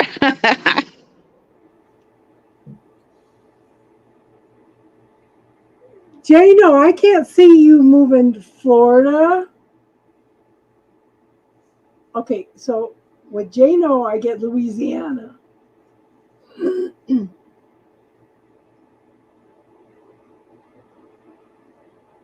Wow. Although got- my inner child has been pulling me towards California. Well, I definitely see you going west, but I think that wherever you're going next, it's going to be short term. Okay. Before you finally decide, because I think you're gonna explore other opportunities Yeah. more west, but I think that the next move will be short term, and then something even farther west. Who knows? Maybe you'll end up in Colorado. I was gonna say that. I was gonna be like, "Well, Colorado." Yeah. You look like you'd fit in Colorado here, Austin. Yeah. See, Jack says no. Made California like the plague. Yeah. And I told JoJo to check out like down around Pueblo. I think JoJo would like Pueblo. But then he might like Fort Collins too, but that's so expensive to live up there anymore. Fort Collins is a metaphysical community. Now, I think that But it's Austin a college town too, so it is a little bit expensive. yeah, I think that Fort Collins would work well for Austin because it's a young town. Or Greeley. Greeley's just across the highway from Fort Collins. And Greeley's not that expensive to live in. But there's quite the metaphysical community in Fort Collins.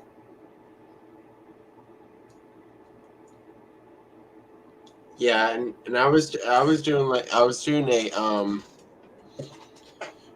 doing a astrocartography map of my birth chart, Yeah. and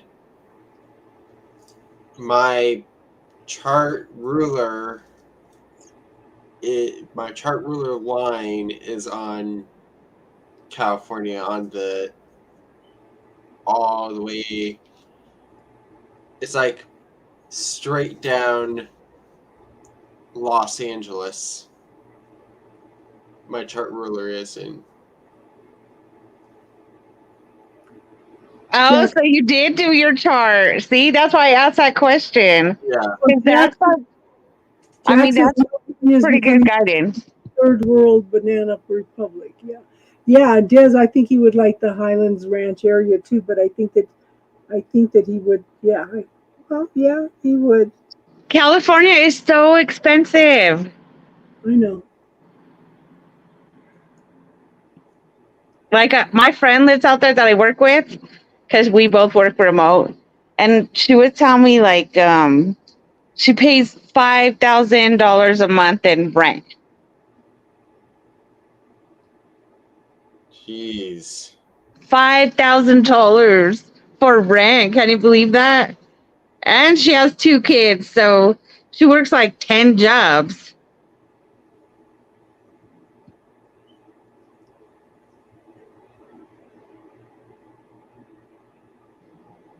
What area in Florida are you in? I'm in Palm Beach. Ooh. I bet it's absolutely beautiful. It is, but it's getting too expensive here. Yeah, he's been trying to get out of Florida for a while now. Is it? You know what? Colorado's really expensive too. I just had a trip to Missouri. I didn't think it was that bad. Like, it's pretty decent.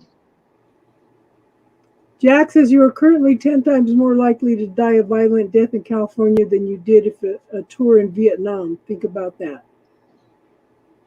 Holy crap. Justine is she hated to travel when we were growing up. We used to travel and camp all over the place. She absolutely hated it. She made vacations miserable for me and Steve. I And still hate it. I still hate it. I'm not one to travel, so. so she's got a job where they want her to travel to locations all over the United States. First time she went somewhere, she came back crying, I can't do it. But yet they're offering her all these opportunities that are going to start her own expansive business, you know? So she's going to have to make some peace with something. Okay, I'm really trying hard to get outside of my comfort zone. So, again, when you have to recreate yourself, you got to try new things, and sometimes they work and sometimes they don't.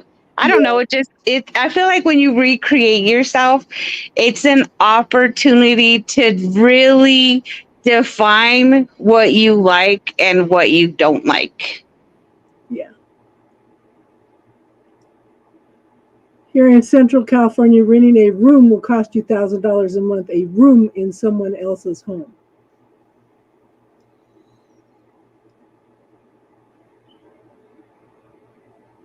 Teardrops may be moving down here to Denver. Okay, Denver's not that cheap either. So, I mean, it's definitely not California status, but Her husband works for the government. oh, well, she's good then. Yeah. So, yeah. And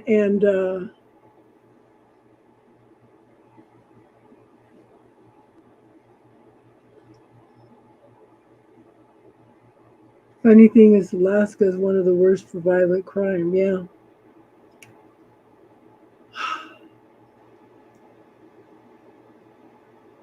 I thought I had read that Detroit was still one of the most violent.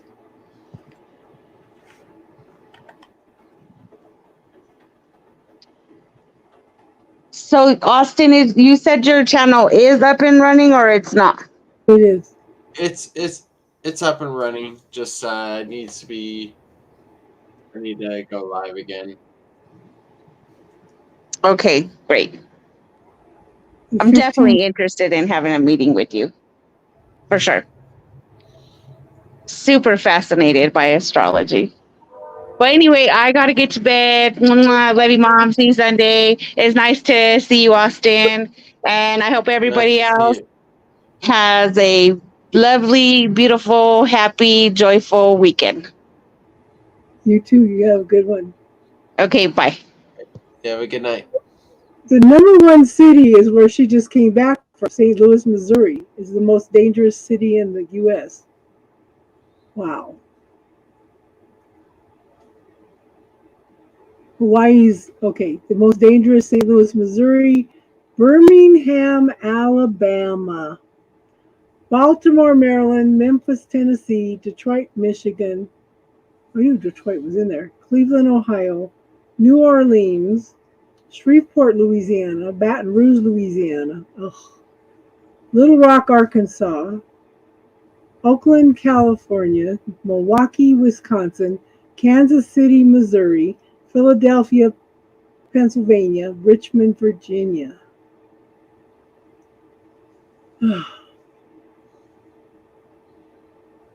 Any of the Florida cities on there?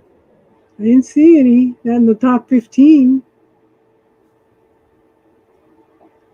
5 worst cities for mass shootings: Boulder, San Jose, Indianapolis, Atlanta. The 15 safest: Honolulu, Virginia Beach, Henderson, Nevada, El Paso, Texas, New York City, San Diego, Mesa, you'd hate it there, Charlotte, North Carolina, San Jose, Boston, Raleigh, Arlington, Texas, Santa Ana, Omaha, and Austin, Texas.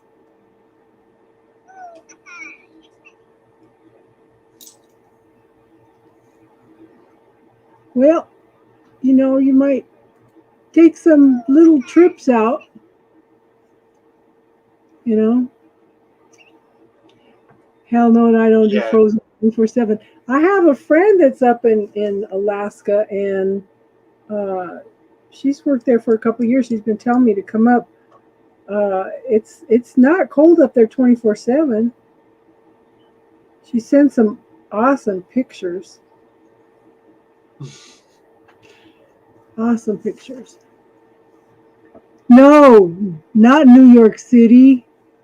And I already closed it off. No, New York City was not one of them.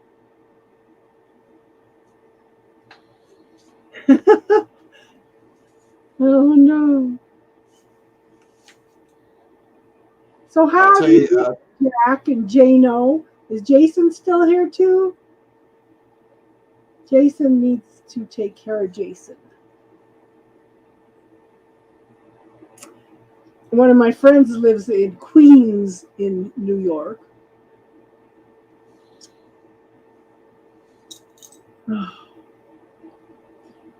She's from Eastern Indian descent. And just as smart as a whip. She's got a master's degree now. Yeah.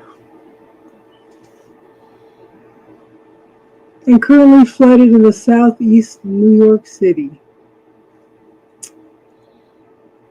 Well, you know that Colorado Springs eventually will become a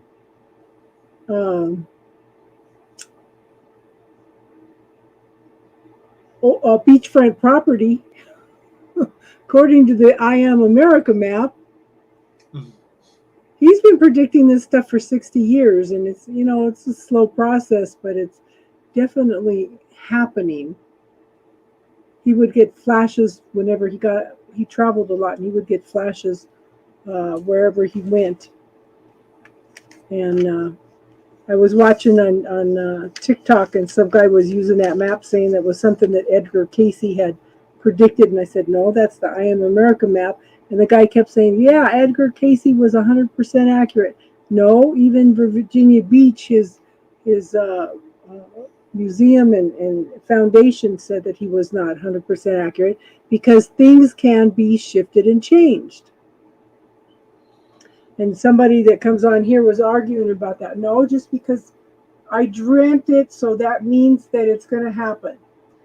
Okay, the thing is, you may have dreamt it. It may be a warning, but are you going to allow it to happen like that? Or are you going to shift the energy, Yeah. Not everything is preordained like that, So it's, I don't know. I still think we can change that. Yes, we are getting close to a point of no return, but I think we haven't reached that yet. Yeah. And I think that more and more people are awakening. And again, I'm challenging you to watch What the Bleep Do We Know? Yeah. And make a list of all your negative self-talk. And make a list of places you would like to take some short trips to see about moving to. I don't know why I saw west but south. I don't know. Who knows? Maybe you'll end up in Texas. There's some part. My sister-in-law lives in a little tiny town called Follette, Texas. It's the very last town in the northeast corner of Texas in the Panhandle. They have brick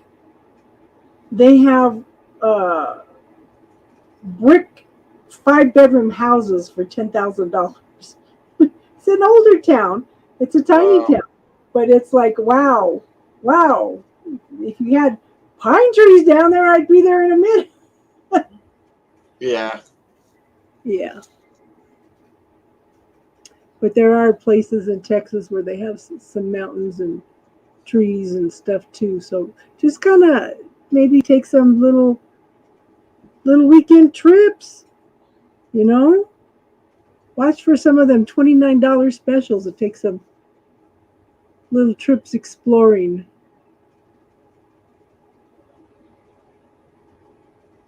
If I wasn't on oxygen, I could have took you up to the mountains and stuff out here. Yeah. Thank you for being here still, Susie. How are you feeling anyway, Susie?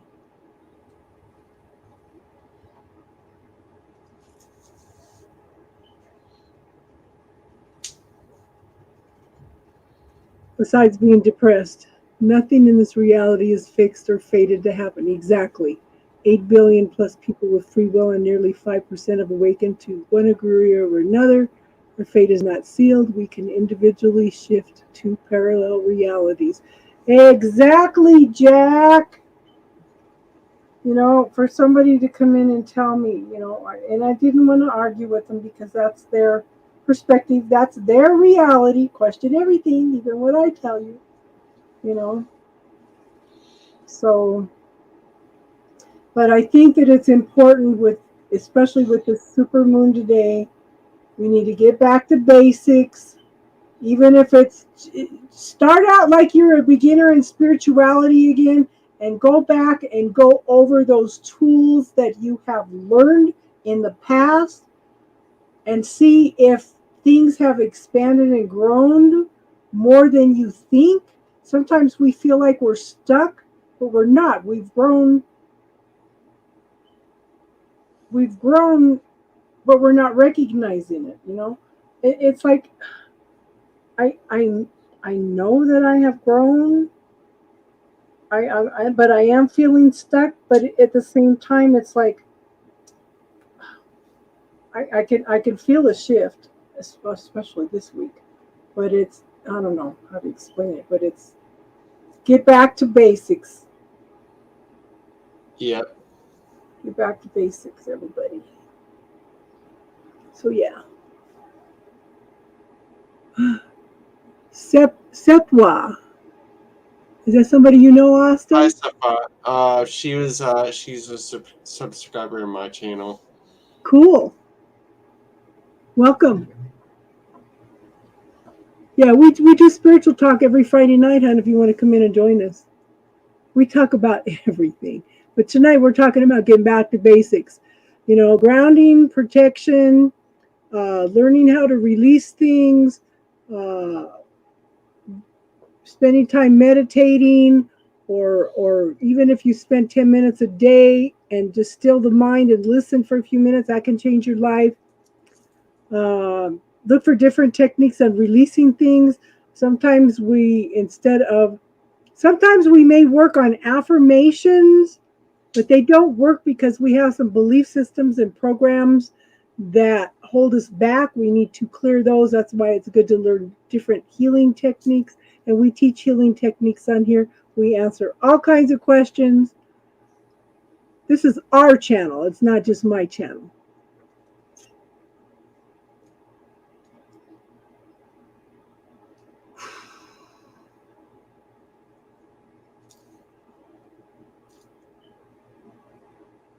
I hope that World War III is not fated, hon. I really do. I don't like to see anybody suffer. I understand that that's part of the process, that sometimes we come in to experience those things, but I still do not like to see anybody go through pain. No. I almost did not have kids because I used to dream about a war, and I don't think it was World War II. I don't think it was Germany. I dreamed that there was blackouts. All the windows, everything were all blacked out. People were huddled down in their homes, and a child got sick. They were running like 103 fever, and they wanted to somebody run to get the doctor, and I said, no, I'll take the baby. I'll take the risk.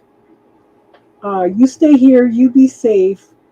And I remember hiding in doorways, and I'm hiding in one of the doorways, and one of the soldiers is patrolling, walks by, sees me out of the corner of his eye, and keeps walking.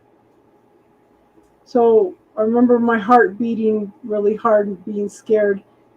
As soon as he was gone, I took the baby and ran to the doctor, and I was telling him what happened, and he said, "Yeah, there are a lot of people that are in the military that are actually on our side." I said, "Oh, I don't want to experience this. I don't think I want to have kids." Yeah. I've I been know. I've been having a weird feeling recently about like who is going to be president in 2028. And I have a feeling that it's going to be Taylor Swift. You know, I've been wondering why that girl's not into politics. She's definitely feeling it. I love the campaign that she has to get these kids to register to vote. Yeah.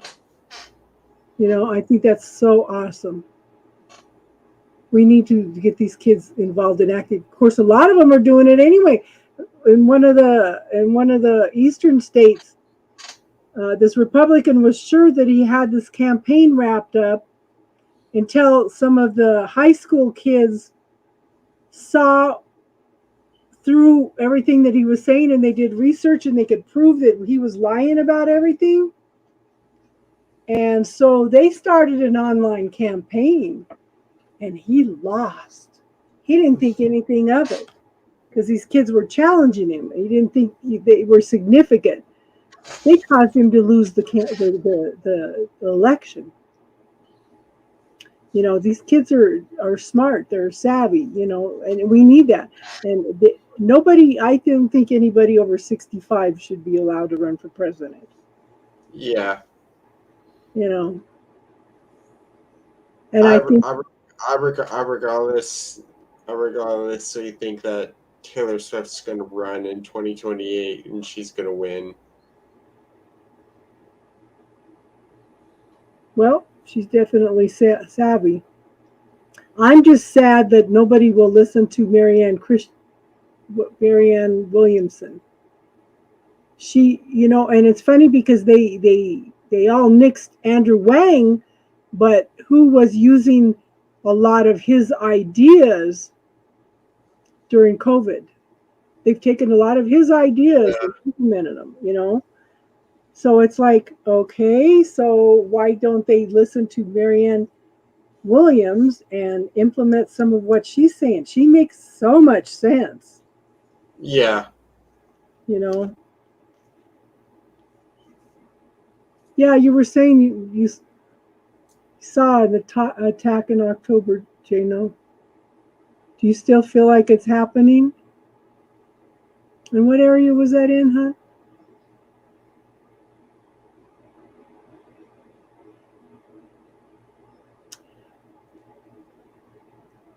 And we can always make a choice to leave before the war starts anyway, you know.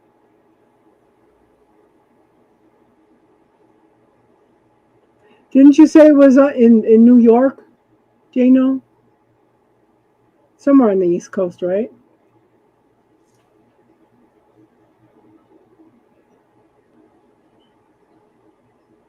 Okay. Well, everybody put prayers out that there's not going to be any kind of attack in any hospitals. Yeah. So that's our intent.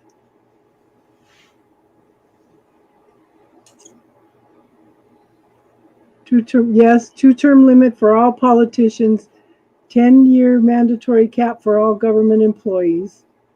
Bureaucracy is what gives politicians the power. They should have Social Security just like we do, not their own retirement package. They should be on the same medical that we are on also. Yeah. That would change things real quick. And I have a feeling that all those term limits will come under Taylor Swift's power. Yeah, because it was set up for the common man to go serve their 2 or 4 years and then go back to their farm, because Yeah. they were in touch with the people needed and stuff. It's like, that's just crazy. I know that they put forth this week. I keep saying, if they passed the marijuana bill, that would bring in money to bring the deficit down. Oh my God, no. Something that just might make the people happy, That would bring the deficit down. But it's still that listed as a Title IV drug or something. Yeah. But they're all the older people are stuck in the old mentality that, it's a gateway drug. It's crazy. These kids are going to come in. They're going to start changing everything. They are going to start changing everything. And that's good. Change is good. I just look at this and I listen to some of these things and what's the worst problems in the country? And one lady was singing Trump's praises. She had just lost her Medicaid, her food stamps, and some other stuff because of cuts from when Trump was in office. But she was still singing his praises, saying how much he had done for her. It's like, okay. It just, where's this? Okay, so I played the song. He ain't heavy, he's my brother. Jack knows what song I'm talking about. This is a song from the 60s. Okay? They're talking about being responsible for each other, caring for each other. What happened to the people in that generation?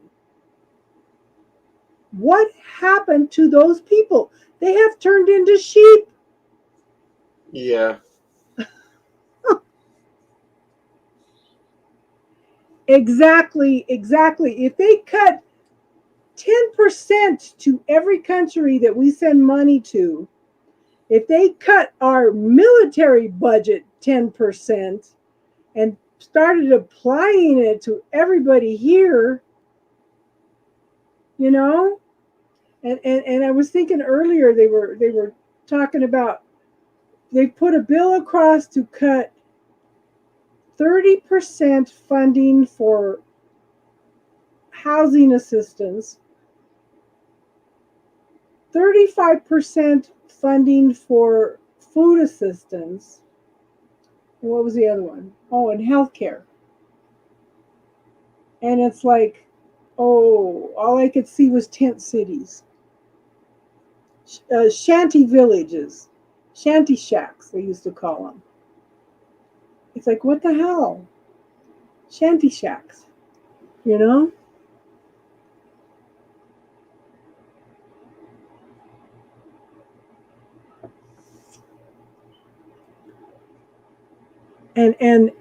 I saw in the 80s, I know we're not supposed to talk politics, but I went from a generation to where my uncles, my aunts, all had 30-year-long careers.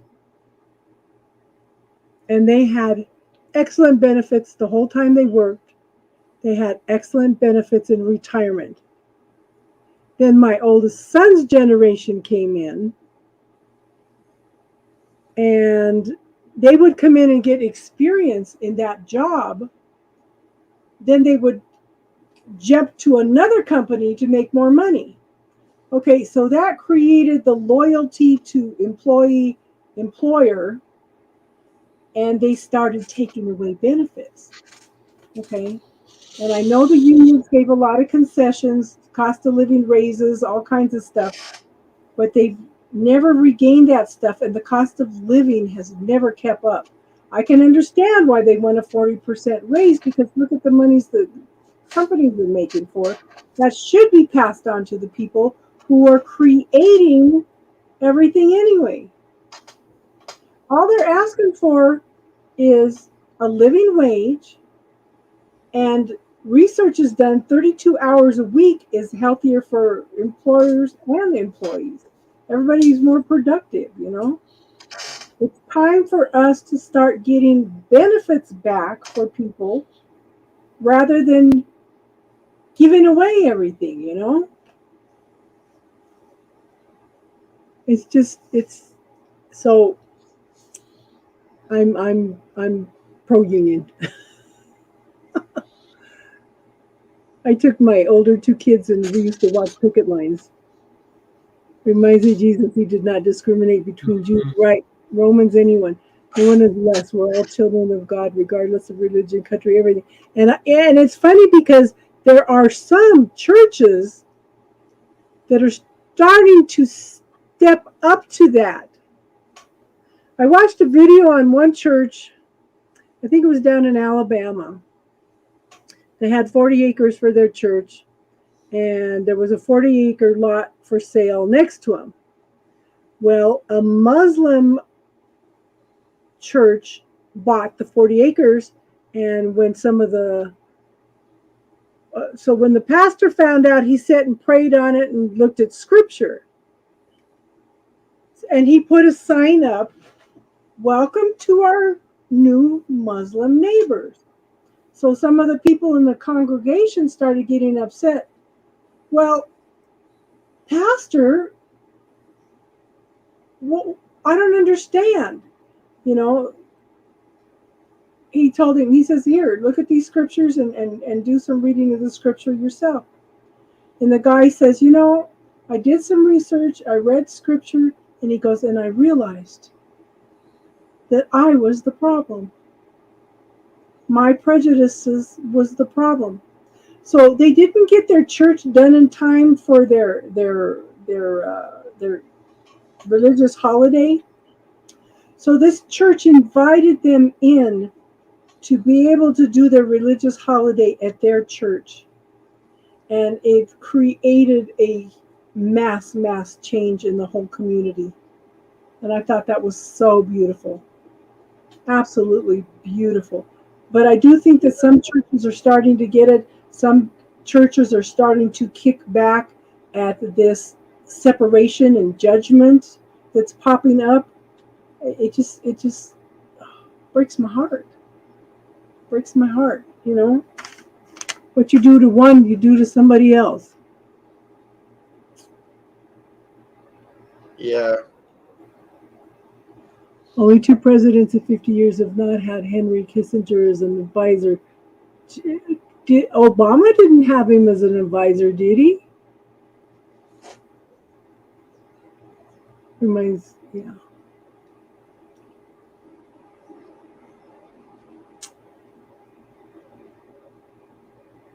Am I wrong, Jack? Obama didn't have him.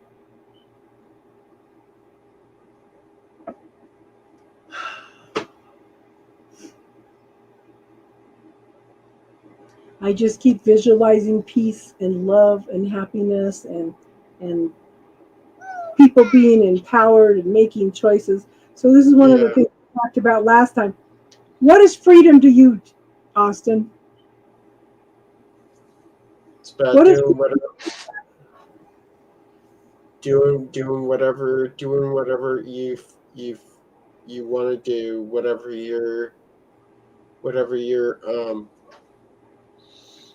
you feel will to do. And also doing it without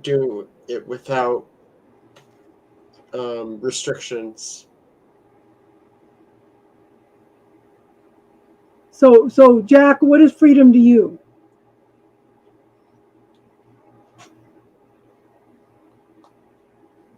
He still does it, Obama.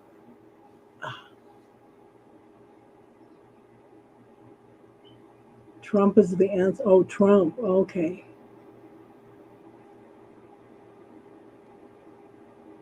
Trump's the only one. So freedom is, to me, is the ability to make choices. What's right for me, what's wrong for me, you know? Mm-hmm. We were so close, Austin. You know, we had a long discussion about that a couple weeks ago, huh, Jano? Yeah, you should go back and listen to that one a couple weeks ago. Yeah, having the information to make informed decisions about my life. Yeah. Again, choices. Okay? The ability to make choices for ourselves. Yes. Yeah. Yeah, you should go back and listen to that one a couple weeks ago. That one, it was the last, was it the last eclipse? It was 2 weeks ago, I think. But that was quite an interesting discussion. I had made a bunch of notes all that week and just put them down about something to talk to. Then when I didn't have a chance to read them before I got online, and then when I started reading through them, every one of those, there was a dozen things, every one of those corresponded to everything else. It's like the universe just set it all up, you know. You refuse government babysitting. Well, I have to admit that I have to use government assistance. Yeah. Freedom is also the ability to go along with our intuition without people Yes. telling us what is right and what is wrong. Yeah.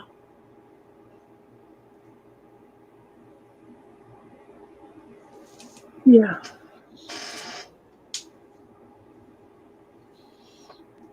Well, I suppose we ought to wrap it up for tonight, huh? You tired, Austin? Yeah, I'm tired. I'll go ahead and make sure that my daughter gets your. She's been asking me. She went. You know, I have one room upstairs. I've been going through all my books. I've got rid of a lot of books.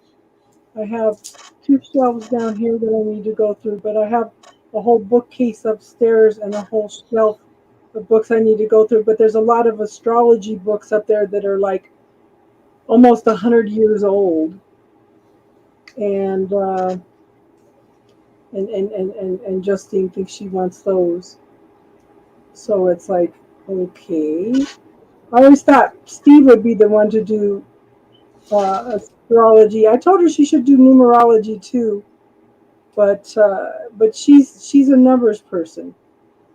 She's a numbers person. She has all these potential coming up. She never went to college, but this girl has worked herself up from when she had her genome, when she had chicken.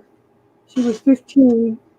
She volunteered to go down to social services and worked in offices, learned filing and stuff so she could get experience, and then started going out and working jobs.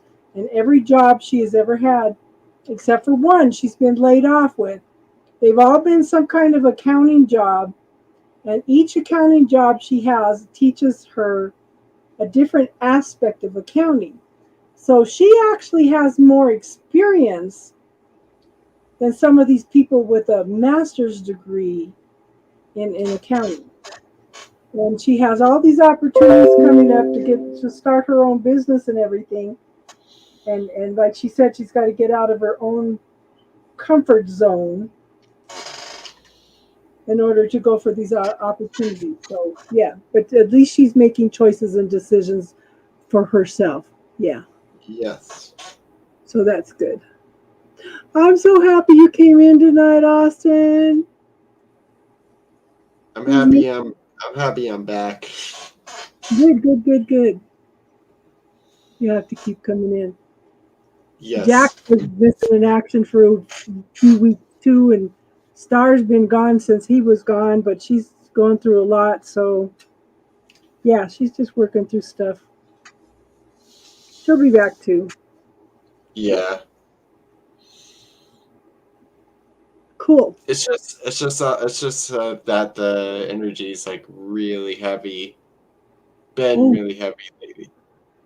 Tell me about it. Yeah, I knew I was in trouble when it hit me, and then, like I said, I was trying to call everybody to talk to somebody, and nobody was answering, and nobody was calling back. And I had all this resentment and stuff come up, and it's like, what the heck? Where's all this coming from? You know? It's Yeah. crazy. All right, everybody have a good night. Awesome weekend. Okay, and namaste. Namaste. Thank you for everybody for being here.